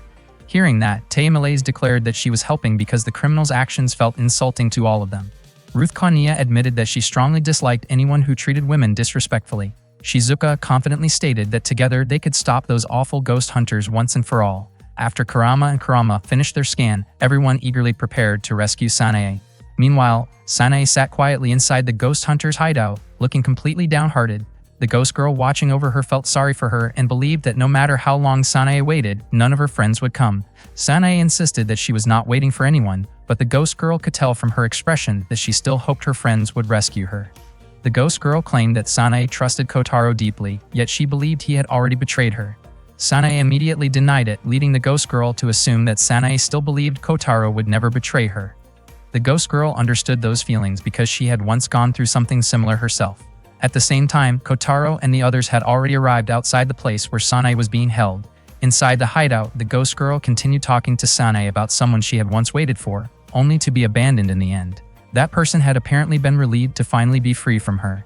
The ghost girl warned Sanae not to hold on to hope because nothing but sadness awaited her in a home that no longer wished for her return. In her eyes, ghosts were treated as enemies by the living. Suddenly, an emergency alarm echoed throughout the building. Hachi became confused because all the traps they had prepared above ground had already been neutralized. It turned out that Tayamilise and Ruth Kaniya had successfully disabled the entire security system. Ruth Kaniya even felt that the two of them might have gone a little overboard. Kurama informed everyone that the target was directly below them, and they immediately rushed toward the location. Meanwhile, Eureka managed to escape from the cosplay club. She reminded herself not to give up, just as Hirome had encouraged her to do. Without hesitation, she transformed into her magical girl form. At the same time, Hachi panicked after seeing Kotaro and the others approaching their location. Aniki suggested that they should use ghosts against them. Sanae started wondering if Kotaro had really come for her, but she quickly pushed the thought away. She believed that she and Kotaro were enemies. Even after everything they had been through together, Sanae still thought Kotaro hated her and saw her as nothing more than a nuisance. Suddenly, Kotaro and the others burst through the ceiling and entered the room. Kotaro immediately called out to Sanae. Sanae could hardly believe that he had actually come for her. She scolded Kotaro for showing up even though she had never asked for his help, especially because she believed that a ghost like herself was nothing but trouble in his eyes. Aniki firmly declared that Sanae belonged to him now and warned everyone to leave before anyone got hurt. Shizuka confidently stated that she could send all of them to prison. Aniki mocked her, questioning what law could possibly punish them when there were no laws against kidnapping ghosts. Kireha calmly responded that Aniki and Hachi had chosen the wrong enemies. She reminded them that she was an invader and had no reason to care about the laws of that country. Tayamilise added that Earth's laws had nothing to do with her either because neither she nor Ruth Kaniya were residents of Earth. Shizuka firmly declared that she would always protect the residents of her boarding house, and even if Sanae was a ghost, she was still one of her tenants. Finally, Kotaro demanded that the criminals release Sanae immediately. Aniki was furious and ordered the evil spirits to attack everyone. The spirits were about to charge forward, but Kurama and Kurama immediately launched their counterattacks. Kireha joined in as well, saying that although there were a lot of them, they were weak. Teyamiles fired at the evil spirits with her weapon, while Rokanaya used her sword to drive back the ones attacking her. At that moment, one of the evil spirits tried to attack Kotaro from behind, but Shizuoka quickly stepped in and protected him. She warned Kotaro not to let his guard down and told him to hurry and help Sanae while she handled the spirits herself. Kotaro immediately ran towards Sanae. Sanae was deeply moved to see her friends come to rescue her, but the ghost girl warned her not to trust them. According to the ghost girl, Sanae might be saved today, but there was no guarantee about tomorrow. She believed Sanae's friends would eventually abandon them, so she thought there was no point in believing in their kindness. Even so, after seeing how hard everyone was fighting for her, Sanae chose to trust her friends. The ghost girl asked if that meant Sanae was betraying her, even after everything she had done for her. Upset by Sanae's decision, the ghost girl declared that she would never forgive her. She then ordered the evil spirits to combine their power and fight against Sanae. Aniki and Hachi could not understand why the evil spirits were suddenly merging together. Before long, the spirits united into a gigantic ghost. The massive ghost attempted to attack Sanae, but Kotaro quickly rushed in to protect her after she fell. At the same time, Eureka followed the guidance of her staff and arrived at an old building. She looked frightened, but she believed Harumi would be disappointed if she gave up now. Meanwhile, Kotaro swung his sword at the evil spirit, but the creature was incredibly powerful and sent him crashing to the ground. His friends tried to help him, yet the spirit immediately struck them back. The giant ghost then grabbed Sanae and she struggled to break free. Sanae cried out for Kotaro to save her. Hearing her voice, Kotaro desperately looked for a way to help. Soon after, Sanae's body was absorbed into the evil spirit. The ghost became delighted after gaining access to Sanae's power. Furious that the spirit had taken Sanae away, Kotaro believed there had to be something he could do. Kotaro decided to use the protective charm given to him by his grandmother. He leaped away to dodge the ghost's attack and struck directly toward its face. At the same moment, Eureka activated the power of her magic staff in front of the old building. Kotaro successfully injured the evil spirit with the charm. He was surprised to discover that the attack was actually effective. The ghost cried out in pain and warned Kotaro that if he kept using the charm, Sanae could disappear as well. However, Kotaro firmly believed Sanae was not that weak. He knew his family's protective charm would never harm her. Kotaro then threw the charm, successfully destroying the evil spirit. Sanae's body was released and fell to the ground. When she regained consciousness, she was surprised that touching the charm did not hurt her at all. At that moment, Sanae realized the family charm would never harm her because she had always stayed by Kotaro's side like part of his family. Overcome with emotion, Sanae began to cry, leaving Kotaro shocked to see her in tears. Their friends immediately blamed Kotaro for making Sanae cry, but Sanae instead thanked both Kotaro and everyone else for saving her. Meanwhile, Aniki and Hachi fled from their hideout. They were terrified and could not understand what kind of people Kotaro's friends really were. Not long after, Kurama and Kurama managed to capture them, while Kareya took responsibility for dealing with them. The next day at school, Kotaro told Harumi that he and Sanae had finally made up. He explained that it was all thanks to Harumi, and he sincerely thanked her for everything she had done. Harumi was happy to hear that. Suddenly, Sanae appeared out of nowhere and startled Kotaro. She had purposely come just to tease him, and she was even wearing Kotaro's family charm. That day, Teyamiles was quietly enjoying a book when Ruth Kania arrived and served tea for her. Teyamiles truly loved reading the storybook her mother had given her. It told the tale of the Silver Princess and the Blue Knight. One day, Kotaro asked his friends to help write a script for the theater club because the cultural festival was coming up soon. Kenji was a member of the theater club, and they still had not decided on a play concept for that year. Because of that, Kotaro really wanted to help him. Kireha asked Sanae what Kotaro's real reason was. Sanae explained that Kenji had said Kotaro was not capable of doing something like that and that Kenji did not need his help. Apparently, Kotaro could not accept those comments. Teyamiles called Kotaro an idiot. According to Kotaro, if everyone wrote one story, their chances of getting a script accepted would be much higher. The deadline was only 1 month away, so they were running out of time. Kotaro offered them a reward. He promised to give 5 of his own points to anyone willing to help write a script, and if their script was chosen, he would give them 20 more points. Kireha admitted it was an interesting offer. Teyamiles once again called Kotaro foolish and wondered if beating Kenji was really that important to him. Kotaro replied that sometimes men had battles they simply needed to face. In the end, he just wanted everyone's help to embarrass Kenji a little. Eureka agreed to help right away. If her story got selected, she could earn 25 points, and even if it did not, she would still receive 5 points. Kotaro encouraged her to do her best so her story would be chosen. Taemin accepted the offer as well because she believed a master should grant the wishes of her servants. Sanae was also interested in helping Kotaro, especially since the two of them had already called a truce. Kireha reluctantly joined because she did not want Taemin catching up to her score. Kireha was currently ahead by 3 points. Still, aside from that, she genuinely wanted to help Kotaro. Hearing everyone agree made Kotaro even more confident that he could make Kenji feel embarrassed. That night, all of them started thinking about what kind of story they should write. However, it turned out to be much harder than they expected. Not long afterward, Ruth Kania informed Taemin that she needed to return to the Blue Knight to analyze some data. Taemin said she would join her soon because she had already come up with an idea for her story. Kotaro was surprised that Taemin had figured something out so quickly. Taemin proudly claimed that her intelligence was naturally far beyond that of an extinct creature like Kotaro. Kotaro got annoyed because she had insulted him again. Ruth Kania left shortly after to prepare a place for Taemin to write. A little while later, Eureka arrived asking for help. The vice president of the cosplay club had asked her to look after a pet during a move. Kotaro wondered what kind of animal it was. Eureka carefully brought it out, and to everyone's surprise, it was a beetle. Kotaro stared at it in shock. He called Eureka foolish and could not understand why she had brought something like that into the apartment. Eureka immediately started apologizing tearfully. Sanae wondered why Eureka always gave in so easily in situations like that. Taemin asked whether the insect was dangerous. Kireha explained that it was a rhinoceros beetle. The moment she heard that, Taemin realized that if Ruth Kania saw it, she would definitely become very upset. That was exactly what Kotaro had been worried about. Kireha then asked how long Eureka would be taking care of the beetle. Since the vice president's family was quite wealthy and had a lot of belongings to move, Eureka explained that it would probably take 1 or 2 months.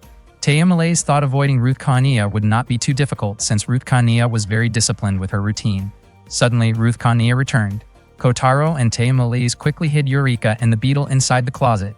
Ruth Kania had only come back because she forgot something, but she became suspicious of Kotaro and Taemin's strange behavior. The two of them desperately insisted that nothing unusual was happening.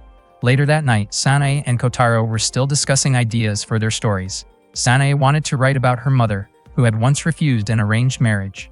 Sanae's mother came from a wealthy family and had been expected to marry the son of another influential family. Instead, she ran away to be with Sanae's father, who had been her childhood friend. Sanae asked whether Kotaro wanted to take a break since she had been possessing him for quite a long time.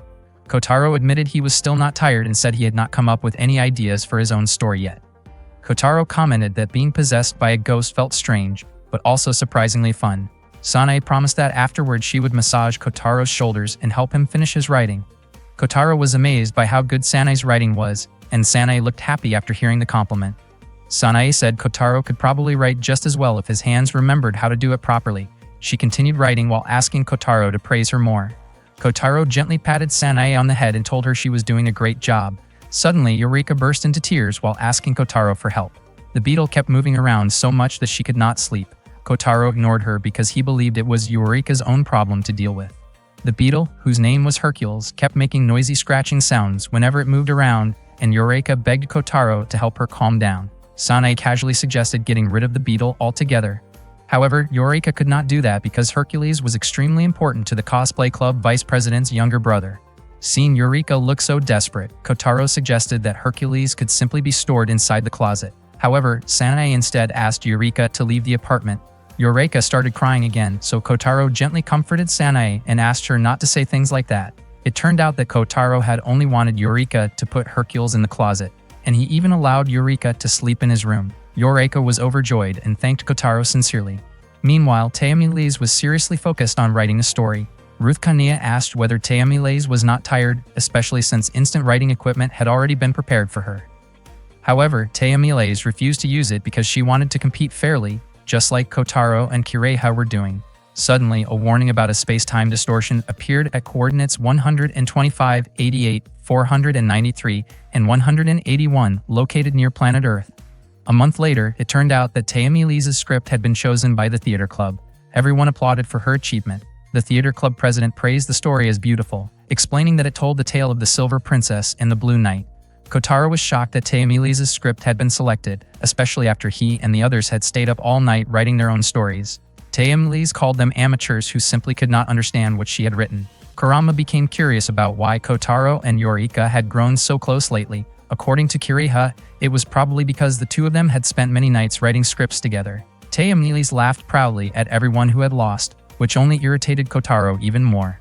That day, the school was busy preparing for the Shuhara festival. The story of the Silver Princess and the Blue Knight was already famous throughout the entire Fordorith kingdom. Ruth Konea explained that Princess Alaya of Fordorith had once faced the threat of a coup, and General Rayos, the Blue Knight, protected her as they traveled to visit an old friend in the land of Partamshiha. Kotaro realized that the story really did match the theater club president's taste perfectly. Ruth Konea also mentioned that every woman in Fordorith admired the Blue Knight, and even the queen herself loved the story. Kotaro finally understood why Taya Miles had been so passionate about writing it. Ruth Konea believed that Taya Miles would have been deeply disappointed if her script had not been chosen. Because of that, she wanted Kotaro to support Taya Miles as much as possible, especially considering how strongly Taya Miles admired the Blue Knight. Kotaro assured her that he would help, especially since he had also asked Taya Miles for help before. Ruth Konea thanked Kotaro warmly and called him a genuinely kind person. While choosing the actress for the Silver Princess role, Taya Miles seemed dissatisfied with the candidates because she believed the actress should appear more delicate. The theater club president explained that the Silver Princess needed to be graceful while also carrying the spirit and dignity of royalty.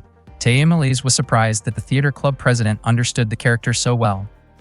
Eureka volunteered to play the Silver Princess because she did not want to play the back half of a horse costume where her face would never be seen. The theater club president explained that they had limited members available for the performance. Taya Miles stated that anyone could play the Blue Knight, and she even agreed to let Kenji take the role, but she absolutely refused to let the Silver Princess look unsuitable for the part. Eureka could not believe they were ignoring her so completely. Kotaro stepped in to help her. He said that he knew someone perfect to play the Silver Princess, but in exchange he wanted Eureka to receive a role where her face could actually be seen. Taya Miles agreed, and the theater club president allowed Eureka to play the villain instead. Eureka happily accepted and declared that she would do her best to act as evil as possible. Taya Miles then asked who Kotaro thought would fit the role of the Silver Princess. Kotaro said he would go bring that person over. Not long afterward, Harumi arrived because Kotaro had called for her earlier. It turned out that the person Kotaro had chosen for the Silver Princess role was Harumi. That evening, Harumi practiced together with Kotaro on the school rooftop. Kotaro praised Harumi's acting, saying it was incredibly good. Harumi was surprised because even though she thought the story itself was wonderful, she still could not fully understand Alaya's feelings as the Silver Princess. Kotaro guessed that it was probably because she did not have someone to act opposite of during practice. He then offered to help Harumi rehearse the dialogue scenes.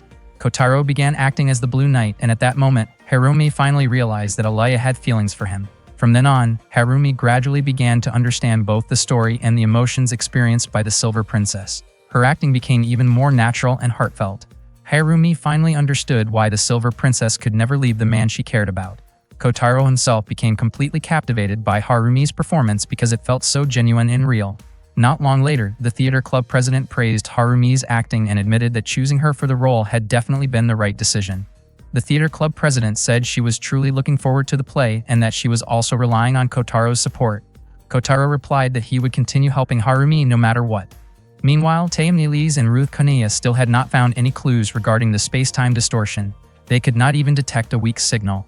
The only thing they could do was stay alert, and she hoped it was nothing more than a warning sign. The day before the performance, Kotaro was walking around the school grounds while Sanae encouraged him as usual. Suddenly, a blue mass of light appeared, and Taya Miles emerged from it. She immediately asked Kotaro for help, though she still carried herself with her usual prideful attitude toward him. Kotaro tried to walk away, but Taya Miles stopped him. She said it was better to tell him than to explain the situation to a random passerby. Taya Miles explained that she had been carrying equipment for the play when she tripped and fell. She even said she did not care if Kotaro laughed at her for it. Instead, Kotaro helped her back to her feet. Taya Miles looked surprised because he would normally tease her in a situation like that. Kotaro admitted that he had changed his mind. Usually, Taya Miles caused strange problems, but this time she had been helping everyone, and that was not something worth making fun of. Kotaro even knelt down and asked if she was hurt. Taya Miles suddenly blushed at the way he treated her. She was even startled because Kotaro looked just like the Blue Knight at that moment. Kotaro and Sanae both became confused when Taya Miles suddenly went silent like that. She quickly claimed that she was fine. Later, Taya Miles admitted that she was dissatisfied with Harumi's acting. She could not understand it because the theater club president had previously praised Harumi's performance. The club president was also confused since Harumi's acting felt different from the way she acted on the school rooftop before. She even wondered if Haruome was feeling unwell. Taeamilis raised her voice and reminded everyone that they did not have much time left. Kireha immediately scolded her for speaking that way.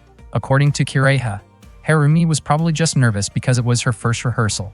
Kotaro also believed Harumi felt pressured because she had to perform directly alongside Kenji. Taeamilis then asked Kotaro what he planned to do. Kotaro said they should take things slowly. He then asked Kenji to switch places with him for a while. Kotaro intentionally took Kenji's role so Harumi could feel more comfortable and return to acting naturally again. After that, they planned to slowly transition the role back to Kenji. Taeamilis eventually agreed to follow Kotaro's idea. Kotaro confidently said that Taeamilis would soon be amazed by Harumi's acting. They immediately began rehearsing again, and just as Kotaro expected, Taeamilis was stunned by what she saw. It felt as though a real story was unfolding right in front of her eyes. Their acting looked incredibly natural, and they perfectly portrayed the genuine emotions of the Silver Princess and the Blue Knight. Taeamilis could only stare in amazement. Kotaro then asked what she thought about Harumi's performance. Taeamilis admitted that Harumi's acting had become much better. She also felt that Kotaro himself looked more like the true Blue Knight. The theater club president praised Harumi as well and asked her to remember that feeling when performing alongside Kenji later. However, Kireha believed Harumi's incredible performance only appeared when she acted with Kotaro. Because of that, she suggested replacing the actor for the Blue Knight role with Kotaro himself. Kotaro was shocked to hear that suggestion. Kireha explained that it was a much better solution than forcing Harumi to struggle while acting with Kenji. Kenji also agreed with the idea and accepted the decision. It was not because he wanted to give up the role, but because he honestly felt unable to bring out Harumi's best acting while performing with her. In his opinion, only Kotaro could truly play the role of the Blue Knight. Taeamilis agreed as well and approved the decision to replace the Blue Knight with Kotaro. The students immediately cheered with excitement. Kotaro admitted that even playing the role of a soldier was already difficult for him, let alone the Blue Knight. Taeamilis confidently stated that nobody understood the Blue Knight better than she did. She promised that before the day of the performance arrived, she would turn Kotaro into the perfect Blue Knight. Unbeknownst to them, a mysterious girl had been secretly watching everything from a distance. She planned to make sure that Taeamilis' little game would not end happily. Taeamilis felt really disappointed because Kotaro still could not act like a proper knight, even after she had taught him over and over again. He still could not draw his sword correctly. In fact, he could barely pull the sword out of its sheath properly at all. After seeing that, Taeamilis scolded him and reminded him that a sword was a knight's very life, so Kotaro should have treated it with care instead of damaging it. Ruth Kania arrived with tea for them, and the three of them decided to take a short break. While drinking tea together, Ruth Kania was surprised to discover that Kotaro had the exact same body size as the Blue Knight. Earlier, Taeamilis had assumed the armor was malfunctioning because it did not appear when she called for it, so she never expected something so incredible to happen. Taeamilis then asked Ruth Kania about the ship, but Ruth Kania explained that they still had not found any signs of it since that day. Kotaro asked what exactly was going on. Ruth Kania explained that several days earlier, a Fordora's ship had appeared near Earth. She had detected a space-time distortion when the ship arrived, but she still could not confirm the details. Taeamilis suspected that it was Clariosa, the second queen of the Fordora Galactic Kingdom. Kotaro asked whether Clariosa was Taeamilis' rival, but he also pointed out that there was still no proof that Clariosa was involved. According to Taeamilis, the lack of evidence was proof in itself because Rujetsu, Clariosa's ship, used a cloaking system personally developed by Clariosa. However, that system also reduced the ship's combat abilities. Not long after that, Taeamilis told Kotaro to continue training again, even though he had thought their practice session was already over. That night, Eureka was feeding Hercules. Sanae wondered how long they were going to keep taking care of Hercules. Eureka admitted that she still did not know because the vice president of the cosplay club had not finished moving to the new house yet. Suddenly, Ruth Kania appeared and commented on how long the beetle's horn was. Eureka and Sanae were both startled by her sudden arrival. Ruth Kania asked what kind of insect was inside the cage. Sanae was surprised that Ruth Kania did not recognize the creature at all. Ruth Kania explained that it was her first time seeing one.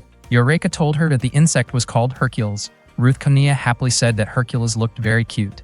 The next day, all the students were busy preparing for the play. Harumi heard that Kotaro had been going through intense training under Taeamilis. Kotaro did not mind it at all because he was determined to give everything he had before the day of the performance. At that moment, Taeamilis told everyone how difficult it had been to teach Kotaro to behave like a knight. Still, she admitted that his posture and the way he walked had improved a lot compared to before. Kireha was convinced that Taeamilis must have scolded Kotaro non-stop during training. Sanae then asked Kireha what costume she would be wearing since she thought Kireha was supposed to work as the stage supervisor. Teomiles explained that the student playing the priest had gotten sick, and since Kiriha's appearance suited the role perfectly, she had asked her to help out. Kiriha had not even had time to read the priest's lines yet, so she quickly needed to go over the script. The president of the theater club told everyone to get ready for rehearsal of the first scene. Kotaro encouraged Harumi so they could do their best together. Sanae also said she was willing to help Kotaro if he forgot any of his lines. Suddenly, Kotaro noticed a girl he had never seen before. Kotaro and Harumi began acting out their scene together. As usual, Teomiles watched them as if everything felt completely real. Once again, she experienced the same strange feeling and wondered why the princess protected by the Blue Knight was not herself. While watching Kotaro's performance, Kiriha suddenly remembered hearing those exact same words from someone she once cared deeply about. She became confused about why the words were identical and wondered if they had originally belonged to the Blue Knight. Then something unexpected happened. One of the stage lights above Teomiles suddenly fell. Fortunately, Kotaro reacted immediately and protected her. He quickly asked whether she was hurt. Teomiles was shocked because in that moment, Kotaro looked exactly like the Blue Knight, saving her once again. Kotaro felt relieved after confirming that she was safe, and he helped her back onto her feet. Teomiles noticed that Kotaro had been injured by pieces of the broken light, but Kotaro told her not to worry because it was only a minor scratch. Teomiles said that he had gotten hurt while protecting her. Kotaro calmly replied that it was fine and reminded her that he was not the real Blue Knight like she believed. Even so, Teomiles felt dizzy as she continued seeing Kotaro overlap with the image of the Blue Knight in her mind. Kiriha examined the broken light fixture and became convinced that it was not an accident. That night, Kotaro and the others gathered in the apartment to discuss what had happened. Kotaro believed that Clariosa was targeting Teomiles, and since Clariosa never showed herself openly, it felt like a dangerous game of hide-and-seek. Teomiles thought that behavior was completely unworthy of someone from a royal family. Sanae asked Ruth Khania whether Teomiles and Clariosa were enemies. Ruth Khania admitted that they were, especially because their personalities were complete opposites, and they had even argued with each other many times before. Sanae then remembered when Teomiles once said that she could not afford to lose because of her mother. Kiriha believed that Teomiles needed to prepare a strategy to deal with Clariosa. However, Teomiles felt that if Clariosa truly intended to eliminate her, she would never leave evidence behind, so the situation was probably still under control. Ruth Khania explained that if the Fort of the Kingdom discovered what had just happened, Clariosa would most likely be removed from the line of succession. Kiriha warned everyone that Clariosa was not an opponent to underestimate. Sanae commented that if Clariosa truly wanted to take down Teomiles, she would probably attack using her ship. Kotaro advised everyone to stay alert. Teomiles then asked Kotaro to protect her, reminding him that it was his duty as the Blue Knight. Kotaro jokingly pointed out that Teomiles only called him the Blue Knight whenever she wanted something from him. The next day went on as usual, and everyone returned to acting practice. Kotaro stayed close to Teomiles as her guard, constantly protecting her. That afternoon, the theater cast finally finished their dress rehearsal. The theater club president invited everyone to celebrate and enjoy a party that evening. Kotaro really wanted to join the party with everyone else, but Teomiles stopped him because she wanted him to spend his free time training as a knight instead. Sanae looked disappointed because she had been looking forward to spending time with Kotaro. Kiriha told Sanae not to worry and said that if Kotaro truly hated the training, he would have run away already. Sanae was surprised that Kotaro willingly accepted training from Teomiles. In Sanae's opinion, Kotaro could be a little strange sometimes. While the others enjoyed the party, Teomiles taught Kotaro how to properly draw a sword, pushing him through intense training. At that moment, Harumi noticed the two of them practicing together. She quietly felt that Kotaro never acted that seriously whenever he was around her. Later that night, Eureka returned to the apartment while Ruth Khania was preparing dinner. Ruth Khania asked how the party had gone. Eureka said the party had been really fun, but she needed to come back early to feed Hercules. Ruth Khania then turned on the television and served tea for Eureka. At that moment, the TV program featured a rhinoceros beetle-themed hero show and displayed a close-up of a rhinoceros beetle. The sight immediately made Eureka panic. Ruth Khania became furious after realizing that Hercules was actually a rhinoceros beetle. She instantly tried to chase it away, while Eureka hurriedly grabbed Hercules and ran to protect him from Ruth Khania. Meanwhile, Teomiles continued training Kotaro and admitted that his attitude as a knight had improved a lot. Hearing that praise made Kotaro cheer excitedly, but Teomiles quickly reminded him to behave more like a proper knight. A little while later, they heard dance music coming from the party nearby. It had been a very long time since Teomiles last danced, so Kotaro agreed to let her teach him. As they practiced together, Teomiles became annoyed because Kotaro accidentally stepped on her feet over and over again. Kotaro admitted that dancing was much harder than he expected. Even though Teomiles kept scolding him, he still continued practicing with her. Soon after, Shizuka, Sanae, and Kireha arrived to watch them. Sanae was shocked because she thought Kotaro would have become bored with the training by now. Kireha thanked Kurama and Kurama for watching over the two of them and asked whether anyone had entered while she was gone. Kurama and Kurama replied that only Harumi had stopped by briefly before leaving again. Kireha told them to stay alert. Shizuka finally understood that Tayamulaze was caught in a complicated family conflict, and she realized just how difficult the life of a princess could be. Suddenly, Eureka rushed over and begged everyone for help. Sanae asked why she looked so panicked. Eureka explained that Ruth Kania had discovered Hercules was a rhinoceros beetle and immediately chased after her with a terrifying expression. Sanae was shocked and wondered how Ruth Kania found out the truth. Kireha told Eureka to hide first, while Shizuka directed her to a room near the stage. As Ruth Kania came running closer, Eureka quickly hid herself away. Shizuka and Sanae tried asking why Ruth Kania had suddenly come to the school. Still overwhelmed with emotion, Ruth Kania headed straight toward the room's door, making Sanae nervous. Kireha noticed that Ruth Kania was so upset that she was barely paying attention to anyone around her. Then suddenly, Ruth Kania spotted Tayamulaze and Kotaro dancing together. The moment she saw them, all of her anger instantly disappeared. She even looked confused about why she had come to the school carrying that bat in the first place. Without warning, the atmosphere suddenly turned dangerous. Kurama and Kurama detected a space-time distortion coming from the gymnasium.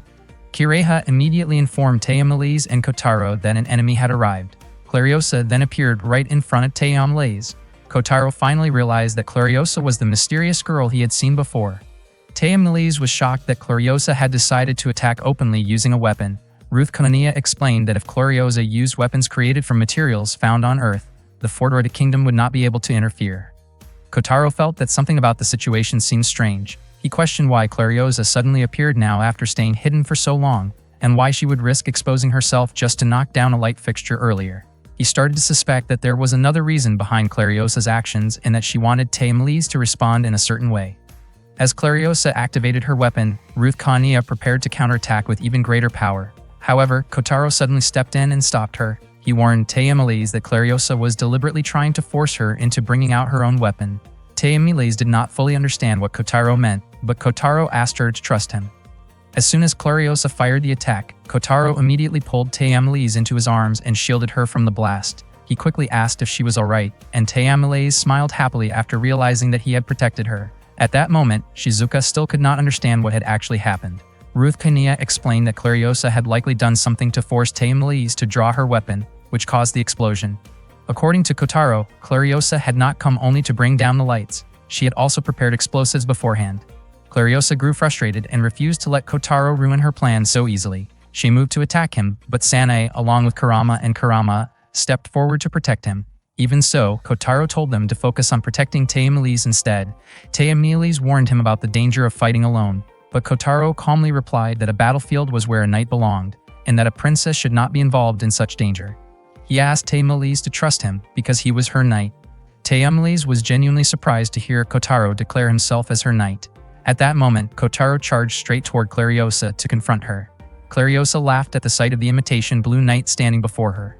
Kotaro swung his sword at Clariosa, while she immediately raised a shield wall to protect herself. She believed there was no way Kotaro could do anything with a dull sword like that. However, to her shock, the shield wall slowly began to crack apart. Clariosa could not believe that someone like Kotaro possessed real Signalton power. Sanae pointed out that the glow from the sword was exactly the same as what she had seen before. Tayamulaze started wondering if Kotaro truly might be the Blue Knight because the sword should not have possessed that much power otherwise. Frustrated, Clariosa tried to fire her weapon at Kotaro. Before she could act, Sanae suddenly distracted her and disrupted her stance, while Shizuka became oddly focused on the cat design on Clariosa's outfit. Taking advantage of the opening, Kotaro immediately swung his sword and sliced through Clariosa's weapon, destroying it completely. Clariosa could not believe that someone she considered an outdated existence had managed to defeat her, the one known as Schweiger of the Moon. Kotaro calmly told her to give up since the outcome had already been decided. Refusing to back down, Clariosa ordered her support tool, Rugetsu, to attack Kotaro instead. Tayamulaze shouted for Kotaro to dodge, but Clariosa had already commanded Rugetsu to eliminate him completely. Not long afterward, Kurama and Kurama arrived carrying the explosives that Clariosa had prepared earlier. Kireha told Clariosa that she should fear her own weapons instead. Kurama and Kurama immediately detonated the explosives, but Clariosa had already escaped beforehand. Kireha asked whether they should chase after her, but Tayamulaze felt it would only waste time. Instead, she praised Kotaro for everything he had done. Kotaro apologized for destroying the sword, yet Tayamilaise was not angry at all. He found that surprising, since she had once said that a sword was the very life of a knight. Tayamilaise explained that a sword was merely the symbol of a knight's oath. What truly mattered was protecting the oath itself, not the sword. She could not believe Kotaro still failed to understand something so important. In the end, Tayamilaise decided that she would personally train Kotaro to become a real knight, and Kotaro found himself completely unable to refuse her decision. Meanwhile, Clariosa was preparing to detonate another weapon inside the gymnasium. Suddenly, Eureka crashed into her, and Eureka used her powers to make it appear as though nothing unusual had happened at all. The following day, the Shuharu Festival finally began. The festival proceeded smoothly without any major problems, and Clariosa eventually returned to where she came from. That night, Tayamilaise and Ruth Kanea visited Kotaro's room to officially grant him the title of knight, naming him Tayamilaise's Blue Knight. One night, a witch named Maki was practicing her floating magic. She felt relieved because her body had finally recovered. She was convinced that Eureka had been waiting for their battle, and she believed it would not be long before Eureka experienced fear and despair now that Maki had returned to settle the score with her. The next morning, Eureka explained to the cosplay club members that she was not actually a cosplayer, but a real magical girl. The president of the cosplay club praised Eureka for standing firmly by her beliefs. Kotaro even commented that Eureka had always been like that. Eureka told Kotaro that room 106 of Corona House was being targeted by evil witches and that she was there to stop them. Kotaro immediately apologized to everyone for Eureka's statement. Eureka could not understand why Kotaro still refused to believe her. The cosplay club members soon left, while Eureka continued wondering how she could possibly convince them. Kotaro told Eureka not to worry because, to him, she was the greatest cosplayer in the world. That morning, their teacher announced that a transfer student would be joining their class. The new student introduced herself in front of everyone, and her name was Maki. Eureka was shocked the moment she saw her and immediately hugged her. Even Maki was surprised by Eureka's reaction. Innocently, Eureka explained to Kotaro that Maki was an evil witch who was targeting her apartment room. She also revealed that Maki belonged to the Dark Rainbow, also known as the Dark Magical Girls. During break time, Kotaro sat together with Eureka and Sanae behind the school building. Sanae could not believe that someone like Eureka actually attended their school. Eureka wondered why the two of them still refused to believe her, and she firmly stated that Maki was not their friend but their enemy. Eureka explained that the Dark Magical Girls were highly skilled at magic that could influence people's hearts. Sanae still paid no attention to anything Eureka said, and Kotaro asked Eureka not to take Sanae's comments personally. Kotaro found it unbelievable that the people around him included aliens, underground princesses, and even ghosts. At the very least, he thought Eureka seemed like the only normal person around him, even if her hobbies were unusual. Eureka immediately asked if Kotaro considered her abnormal. According to Kotaro, differences did not change friendships. After that, he invited both girls to return to class, but Eureka still wanted to stay behind the school building a little longer. Kotaro reminded her not to be late for class. Suddenly, Maki appeared and asked Eureka whether Kotaro was the person living at the magical energy hotspot. Maki also asked if Eureka truly believed she could protect both Kotaro and that room. Eureka realized that Maki had come to challenge her. Maki did not deny it. According to her, their conflict had already been decided 100 years ago. The wounds Nana, the Rainbow Witch and Eureka's predecessor, had inflicted on her 8 months earlier had already healed. Now, Maki believed she only needed to defeat an inexperienced witch like Eureka, and she was certain she would not lose. Eureka firmly declared that as Nana's successor, she would definitely defeat Maki. Maki admitted that Eureka seemed slightly smarter than before. She then asked why Eureka had openly revealed her identity earlier. Despite pretending to be a cosplayer herself, Maki called Eureka sneaky, although Eureka insisted she had never intended it that way. Maki still refused to believe her and said their battle would be far more interesting this time. Eureka begged Maki to listen until she finished explaining.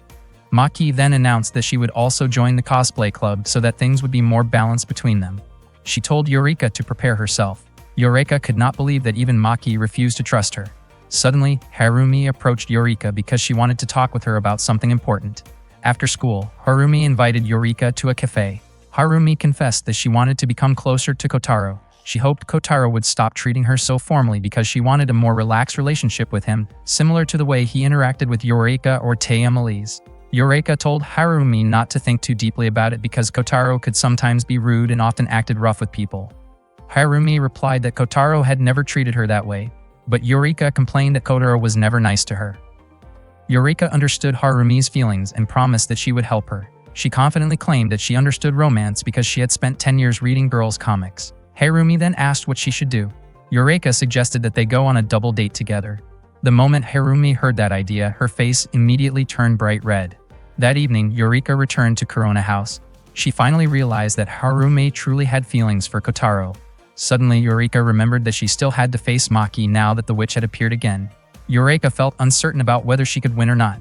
Even so, she knew she had to fight, especially after Nana had risked her life to help her. Eureka encouraged herself and tried to stay positive. As soon as she arrived in front of the apartment building, she heard Kotaro and the others holding a welcome party for Maki. Eureka quickly walked in and asked why Kotaro had brought Maki to the apartment. Kotaro replied that there should not be any problem with welcoming a new student. Eureka firmly reminded everyone that Maki was a magician targeting that room, and if they let her enter so easily, she could gather information about the place without any trouble. Unfortunately, everyone still thought Eureka was just talking about cosplay. Eureka desperately hoped Kotaro would believe her, because they could end up in serious trouble if they did not send Maki away soon. Kotaro felt that Eureka was being rude toward Maki by speaking like that. Kotaro stepped closer to Eureka and asked her to explain clearly who Maki really was. Before Eureka could say anything, Kenji suddenly arrived carrying snacks, including Kotaro's favorite rhinoceros beetle-shaped chocolate treats. The moment Ruth Kania heard the words rhinoceros beetle, her expression suddenly became intense, and she started pounding on the table in panic. Kotaro immediately tried to calm her down. At that moment, Eureka tried once again to explain the truth about Maki, but Kotaro was too busy comforting Ruth Kania. Kotaro asked Kenji to clean up the snacks, but Kenji accidentally made an even bigger mess, causing the situation to become even more chaotic. Eureka continued trying to warn everyone about Maki, but Sanae asked her not to bring up the topic at that moment. According to Teyamlis, it would be too harsh to suddenly force Maki to leave. Shizuka added that they had intentionally prepared a welcoming party for Maki that day. Hearing everyone's responses made Eureka feel heartbroken because nobody believed her, even though she was honestly trying to protect them. In the end, Eureka quietly chose to leave. That afternoon, Harumi was walking alone while still thinking about the date Eureka had suggested earlier. Not long afterward, she noticed Eureka sitting alone on a park bench, lost in thought. Eureka admitted that she felt sad because none of her friends believed her, even though she had tried so hard to tell them the truth. Harumi explained that even if they did not believe Eureka, they were still her friends, and protecting them was probably the reason Eureka felt so troubled. Harumi honestly did not understand the full situation, but she suggested that Eureka should do something that would help everyone understand what she believed in. According to Harumi, words alone might not be enough, and actions could speak more clearly. Eureka paused for a moment before promising that she would do everything she could. Harumi smiled warmly after hearing her determination. The next morning, Kotaro invited Eureka to head to school together, but Eureka never came out of the closet. She claimed that she was not feeling well and asked Kotaro to leave without her. Kotaro wondered if it had something to do with what Eureka had said the day before. Kotaro eventually left for school with the others. Kireha believed they probably did not need to worry too much about Eureka, but just to be safe, she ordered Kurama and Kurama to stay behind and keep watch. After everyone left for school, Eureka stepped out of the closet wearing her magician outfit. She thought that if nobody believed her words, then she would have to prove herself through her actions. After all, she was a magician whose duty was to protect room 106. Deep down, she hoped Kotaro and the others would eventually trust her. That morning, Harumi was walking alone to school while still thinking about the idea of going on a date. Suddenly, she crossed paths with Maki, who was dressed as a magician. The sky was heavily overcast that day. Ruth Kania informed everyone that the theater club wanted to continue the Blue Night play for the New Year's celebration. Teyamils was not surprised at all and immediately asked Kotaro to practice becoming the knight again. At the same time, Kireha shared new information from Kurama and Kurama. According to their report, Eureka had left the apartment wearing her magician costume and gone somewhere unknown. Shizuka immediately assumed that Eureka had skipped school just to practice cosplay, and Teyamlis quickly agreed with that conclusion. Sanae could not believe that Eureka had worried everyone over what seemed like cosplay practice. Meanwhile, Kurama was tracking Eureka's location. Kireha ordered Kurama to chase after her, but Kotaro stopped her because he wanted to search for Eureka himself. Elsewhere, Eureka and Maki finally met in a secluded area. Maki reminded Eureka that she had already promised not to let her friends attack the apartment room while they were there. On top of that, Maki had created a massive magical barrier to keep other people away from the area. The two of them prepared to fight. Eureka believed she could win the battle in order to protect the room. Maki cast a target-locking spell called Sidewinder toward Eureka. In response, Eureka used a quick cast spell called Multiple Energy Bolt. The two attacks collided violently and exploded at the center. At the very same moment, Kotaro and Sanae rushed toward Eureka's location. Sanae pointed out the area, but unfortunately she could not pass through because an invisible barrier blocked her path. Sanae explained to Kotaro that an unseen wall was stopping her from getting through, and then she quickly pulled him inside. At that moment, Kotaro finally realized that Eureka was not just an ordinary cosplayer. Meanwhile, Eureka and Maki continued exchanging magical attacks. Suddenly, Maki disappeared from Eureka's sight and quickly reappeared behind her, striking unexpectedly and sending Eureka crashing backward. Maki then revealed that her magic specialized in controlling hearts and minds, allowing her to temporarily erase a person's memories. Eureka refused to give up in her fight against Maki because she wanted to protect the residents of Room 106 and earn their trust. Maki admitted that Eureka had become much braver than before. At that moment, Kotaro and Sanae finally found Eureka. Maki was surprised that they had managed to get past the barrier. Unexpectedly, Kotaro told Eureka to go home and head to school instead. He said she could continue her cosplay another time. In Kotaro's eyes, Eureka was just a cosplayer and did not belong in a place like that. Eureka became frustrated because Kotaro still refused to believe that she was truly a magical girl. She explained that Maki was their enemy and that she had to fight her. Maki assumed that Kotaro was some kind of magician who had evolved on Earth and was helping Eureka with his knowledge. She was even surprised that he lived together with a ghost like Sanae. Eureka quickly told Maki that Kotaro and Sanae had nothing to do with the fight, and that she alone would face Maki. Maki also made it clear that she only intended to battle Eureka and had no interest in fighting everyone else. The fight between Maki and Eureka continued, and Eureka was hit by one of Maki's attacks. Maki prepared to finish the battle, but Kotaro managed to save Eureka just in time. Maki was shocked that Kotaro had disrupted her magic without using a wand or any kind of spell. She also became curious about the mysterious white light she had just seen. Kotaro demanded that Maki stop attacking, but suddenly Maki brought Harumi right in front of them. Harumi had no idea what was happening, and her body moved on its own no matter how hard she tried to resist. Kotaro begged Maki to stop because Harumi was physically weak. He pleaded with her not to involve Harumi in the fight. Maki realized that Harumi was not only Eureka's weakness but Kotaro's as well. Maki then used her magic to rain stones down on them. Fortunately, Eureka quickly created a magical barrier that protected everyone and shattered the falling rocks. After witnessing that, Kotaro finally believed that Eureka truly was the rainbow magical girl. Eureka felt overjoyed that Kotaro finally trusted her. Kotaro then asked Eureka to work together with him to save Harumi. Maki launched a highly concentrated fireball attack, and Kotaro was stunned by its power. At that moment, Eureka warned him to be careful because ordinary defensive magic would not be enough to stop it. Kotaro decided to strike first. He asked Sanae to attack Maki together with him from two different directions, while Eureka protected them. Unexpectedly, Maki admitted that she never intended to aim the attack at Kotaro or Sanae. Instead, she had targeted Harumi from the very beginning. The moment Eureka realized that, she immediately stepped in front of Harumi to shield her from the attack. In an instant, Eureka collapsed to the ground. Seeing that happen, Kotaro broke down in tears. Kotaro shouted in panic when he saw Eureka lying there completely helpless. Sanae asked why Maki would do something like that to Eureka. Maki believed that they were trying to protect too many things at once, and because of that, they ended up unable to protect anything at all. Kotaro refused to let Maki lay another hand on Eureka.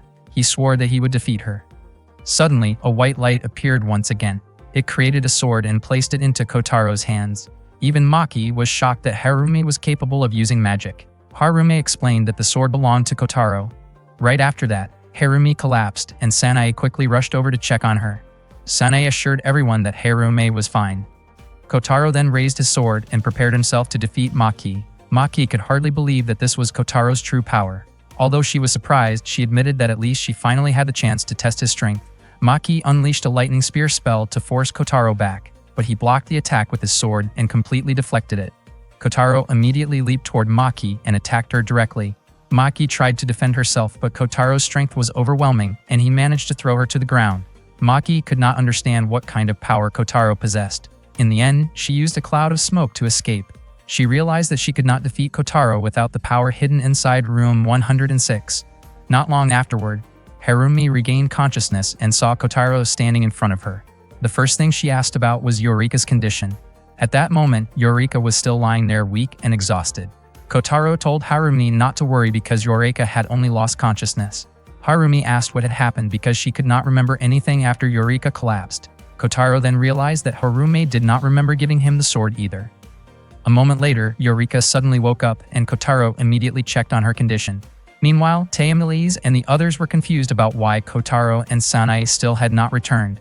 Kireha had already tried contacting them, but neither of them could be reached. Kurama offered to go look for them if Taemelise was worried about Kotaro. Taemelise quickly denied it and claimed that she simply wanted to think about the script for their play. As she thought about the ending of the story, Taemelise wondered whether the Blue Knight also loved the Silver Princess. She became convinced that if the Silver Princess and the Blue Knight truly loved each other, then they would probably share a kiss. Her face instantly turned red when she imagined herself kissing Kotaro. Taemelise hurriedly pushed those embarrassing thoughts out of her mind. Still, if that scene really appeared in the play, then she would have to teach Kotaro how the scene should look naturally and convincingly. Taemelise suddenly screamed in embarrassment, leaving Ruth Kania worried about her. Right then, Sanae arrived and told everyone about what had happened earlier. At the same time, Kotaro had already explained everything to Eureka. He asked her to wait until the others arrived because Sanae was currently informing them. However, Eureka said that she did not have time to wait for everyone else. She tried to stand up immediately, but her body was still far too weak. Harumi begged Eureka not to push herself so hard, but Eureka insisted that she would never give up because she was a magical girl of love and courage. She was convinced that Make had already returned to room 106, which was why she needed to go there immediately. However, Kotaro stopped her because her condition was still unstable. He told Eureka to sit down and recover properly. Kotaro promised that he would fight alongside her, but if they rushed into battle before she recovered, then they would never win. Besides that, Kotaro also wanted to ask her about the magic she had used. Meanwhile, Maki had already returned to room 106. It seemed that the sword Kotaro used had been created by controlling the magical power sleeping within the room itself. The power was incredibly strong, even though Kotaro had only used a fraction of it. Maki believed that if she could reproduce the same magic for herself, then she might be able to turn the situation around again. At the same time, Eureka began explaining the magic power she possessed. Somehow she had been born with magical potential. The only thing she clearly remembered was being attacked one day by a savage creature that sensed the magic within her. The person who saved her was Nana, the magical girl. To Eureka, Nana was the person who saved her life. Eureka desperately wanted to repay everything Nana had done for her, so she started helping out at Nana's place.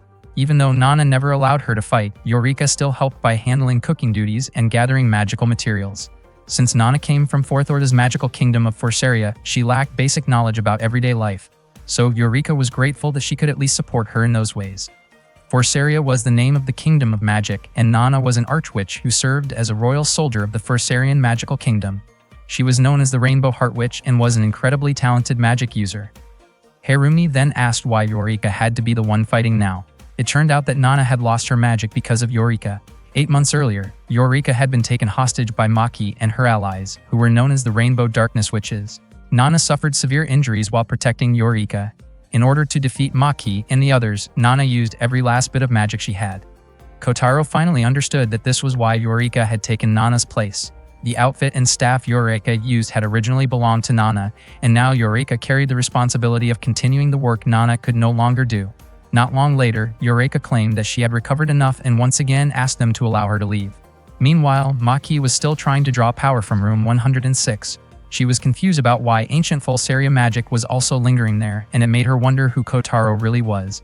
At the same time, Kotaro carried Eureka back toward room 106. Eureka felt an incredible warmth while being carried by him, and she finally began to understand how Sanae must have felt whenever she stayed close to him.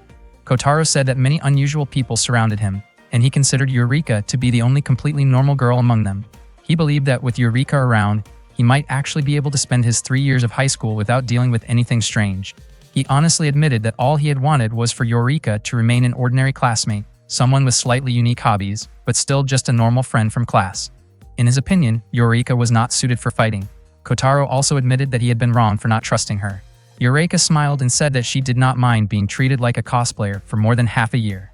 Suddenly, Kotaro's phone rang. It was Taemelise asking where he was. At that moment, Maki had finally succeeded in absorbing the magical energy inside room 106. Even though the amount was small, it was high-level magic. With that power, she believed Kotaro's magic would no longer affect her. Maki became confident that she could defeat him. Just then, Kotaro burst into the room and immediately tried to attack Maki, but she quickly dodged. Maki asked whether they really intended to fight inside the room. She then leaped outside and flew upward while Kotaro instantly chased after her. Maki launched an attack toward Kotaro, but he managed to block it. Maki admitted that Kotaro was far more capable than she expected. Maki then created a magic circle and attacked him again, but fortunately Eureka managed to stop the attack. Kotaro came at Maki from above, putting her under serious pressure. Eureka cast a fire enchantment on Kotaro, allowing him to continue attacking, but she warned him to stay careful because Maki's staff was dangerous. Even the slightest contact could cause someone to lose several seconds of memory. Kotaro was shocked to hear that and immediately started keeping his distance from Maki. Eureka then used the spell Extend Length 4 times to reach Maki from farther away. While Maki struggled to avoid the attack, Kotaro rushed in and kicked her. However, Maki trapped Kotaro with her own power. Eureka urgently told Kotaro to run because Maki was controlling the magic from room 106. According to Maki, it was already too late for him to escape. She created a spear of light magic and launched it toward him. Eureka quickly deployed a massive magical barrier in midair, but unfortunately the shield could not withstand Maki's power. Eureka collapsed, weakened from the impact. Maki was surprised that Kotaro had still survived. Eureka pleaded with Kotaro to run because she did not want him getting seriously hurt. Maki aimed her magical spear at them once more, but fortunately Kureha arrived together with Kurama and Kurama. They blocked the attack using the area editor. The magical spear exploded in the air, making Maki even more frustrated, especially after the others also arrived to help Eureka. Eureka felt relieved and happy to see everyone there. Maki could not understand how they managed to arrive. It turned out that Eureka had created a small opening in the barrier Maki had set up earlier. Eureka then asked Maki to surrender. Maki said they were nothing more than a group of weird people gathered together. According to her, blocking one attack did not mean they had won. In response, Taya Malaise ordered her Blue Knight to fire a laser at Maki.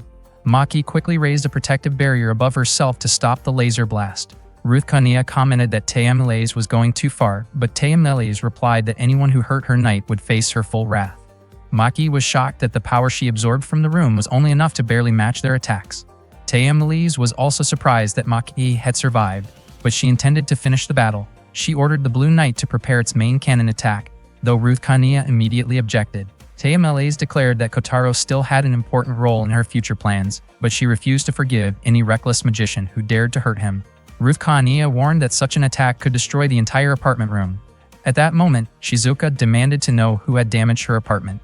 Eureka explained that Maki was responsible. The moment she heard that, Shizuka rushed forward and struck Maki with all her strength. Maki was stunned to discover that Kotaro was not the only one with incredible power. Kureha warned Maki to carefully reconsider continuing the fight. Frustrated and cornered, Maki realized she had no remaining options. In desperation, she sacrificed Twilight Wing to erase everyone's memories. After doing so, she successfully escaped. Eureka quickly asked whether anyone had been hurt, but she was shocked to discover that her friends still believed she was only cosplaying. None of them remembered what had happened earlier. The only thing they remembered was studying at school before time suddenly seemed to pass by. Shizuka stared at the damaged roof of her apartment in shock and demanded to know who had caused it. Eureka could not understand why everything had turned out this way. Maki met up with her friends and told them about her battle against Eureka. She warned them to stay careful when dealing with Kotaro. The purple magician explained that they had already analyzed several spells connected to the room and had learned more about their enemies' abilities. She praised Maki for handling the fight so well even before the others had taken action. Maki admitted that she had sacrificed the Twilight Wing in exchange for their memories. The purple magician relied heavily on Maki to gather information about their opponents. After Maki's friends left, she became convinced that she would be the one to defeat Kotaro with her own hands. The next day, Kotaro and Harumi went to the aquarium together. Kotaro laughed when he saw Harumi nervously holding a sea urchin. Meanwhile, Kenji and Eureka tagged along to keep them company during their date. Kenji commented that Kotaro and Harumi acted just like little kids. Eureka felt relieved and happy that Harumi had finally managed to ask Kotaro out, and she noticed that the atmosphere between them seemed different now. Later that afternoon, Kotaro asked Eureka what was wrong because she had been looking upset for quite a while. Eureka explained that she once had a friend who finally understood her, but that understanding had somehow faded away. Kotaro believed that situation must have been painful for her. Eureka then asked what Kotaro would think if she truly were a magical girl, and how she should tell him about it. Kotaro replied that Eureka probably did not need to do anything special. Recently, he had been wondering whether Eureka was simply into cosplay or if she really was a magical girl, but honestly, neither possibility bothered him. Eureka felt confused hearing that because she had been telling the truth the entire time. Kotaro laughed and admitted that he actually did believe her, especially because Eureka had once protected Harumi and ended up hurting herself in the process. To Kotaro, no matter what Eureka truly was, the fact that she helped other people proved that she was a good person. He believed it was rare to find someone willing to risk herself for others, whether that person was a magical girl or just a cosplayer. Because of that, Kotaro chose to trust Eureka when she said she was a magical girl, since her actions had already proven it. Eureka felt deeply moved after hearing Kotaro's words. She finally realized why she admired Harumi so much. Even if she could never become someone like Nana, she could still become the kind of magical girl Harumi believed in. Kotaro admitted that he worried about Eureka whenever she used magic, and part of him thought life might be easier if she were simply an ordinary cosplayer. He then described Eureka as being like the sun and a rainbow. Kotaro and Eureka returned to the aquarium carrying drinks for Kenji and Harumi. Along the way, Kotaro asked how Eureka saw herself. Eureka answered that she was simply Kotaro's classmate and an ordinary girl staying at his place. One day at the Sun Ranger headquarters, the members of the Sun Rangers were gathered together. Kenichi suddenly wondered out loud if their mission might actually be meaningless. Megumi immediately told him not to say things like that. Kotaro admitted that it might be true, but he no longer cared about it. Daisaku explained that their duty was to protect people, and that alone made their work important. Meanwhile, Hayato questioned whether an invasion from the underground inhabitants would really happen at all. Suddenly, the warning alarm went off. At that moment, Dr. Roppongi informed everyone that enemies had arrived and that it was finally time for them to show their strength. Their enemies were the underground inhabitants, people from beneath the surface who were attempting to invade the world above. 3 members of the underground kingdom had appeared on the surface with the goal of taking control. Kenichi immediately became excited and eager to jump into action. One evening, Kireha asked her friends for help participating in a Haruokaze Man and Kishu Lady stage show. Everyone was unfamiliar with those names, although Ruth Kaniya remembered seeing posters about them in the shopping district. Kireha explained that they were local heroes and the youth association connected to the organization had asked for her assistance.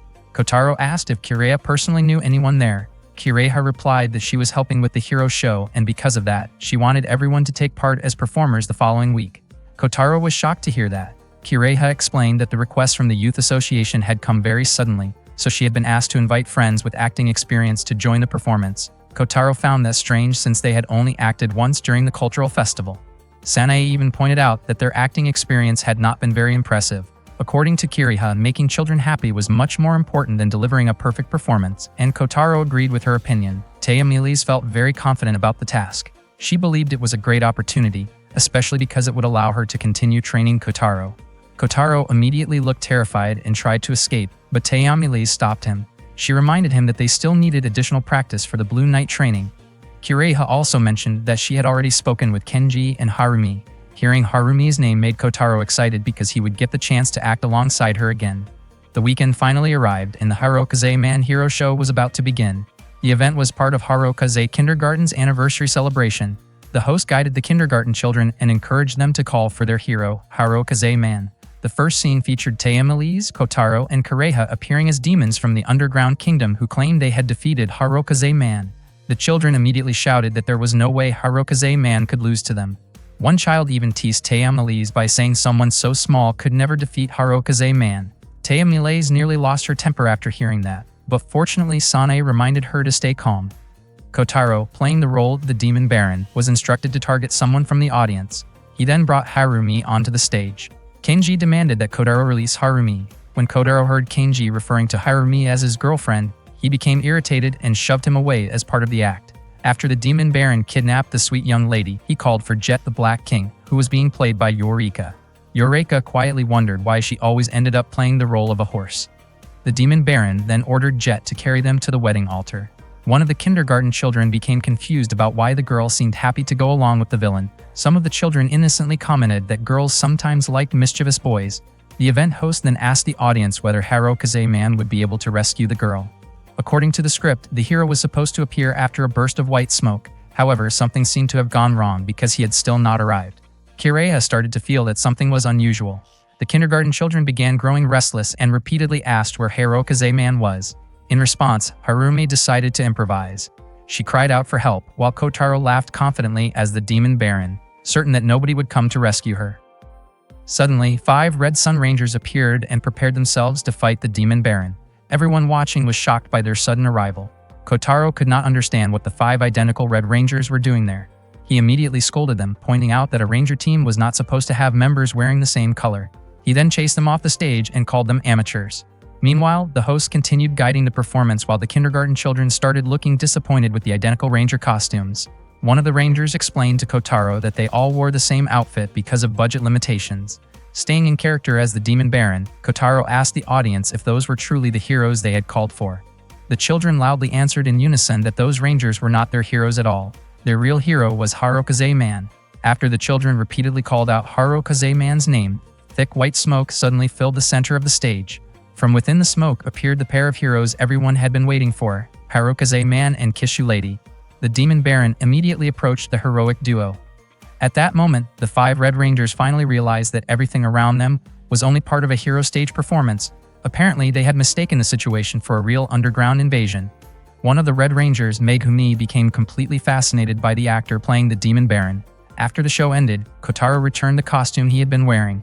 Around the same time, a kindergarten girl named Yachan approached Kiriha and excitedly talked about how amazing Harukaze Man had been. Kiriha felt relieved seeing how happy Yachan looked and how much she had enjoyed the performance. Kiriha then asked why Yachan was by herself, and it turned out that her parents were busy taking care of their shop. Since Kiriha also needed to head to the shopping district, she offered to walk Yachan home along the way. Before leaving, Kiriha asked Kotaro to pass along her thanks to the others. Meanwhile, the rest of the group had gathered backstage. Shizuoka explained that they had been delayed because part of the Kishu Lady costume had been torn. The actor playing Harukaze Man apologized for the trouble earlier. Harumi said it was not a big issue, and thankfully everyone had acted quickly enough to handle the situation smoothly. Kenji then asked whether the 5 Rangers had been members of the local youth association, but the actor playing Harukaze Man assumed they were friends of Kiriha. Teyamalaise mentioned that even Kiriha herself did not know why the 5 Rangers had appeared. Ruth Kania wondered if they might have been members of a cosplay club. According to Yorika, if they really had belonged to a club, their costumes would probably have looked different. The group became even more curious about the true identities of the 5 Rangers. Not long after that, Kotaro came over and informed everyone that Kiriha had gone to the shopping district. The actor playing Harukaze Man was convinced that Kiriha had joined the volunteer cleanup committee. The cleanup volunteers had participated in the event as well, and their help had been incredibly valuable. Kotaro asked since when such a cleanup volunteer committee had existed, and the actor explained that it had been active for about 6 months already.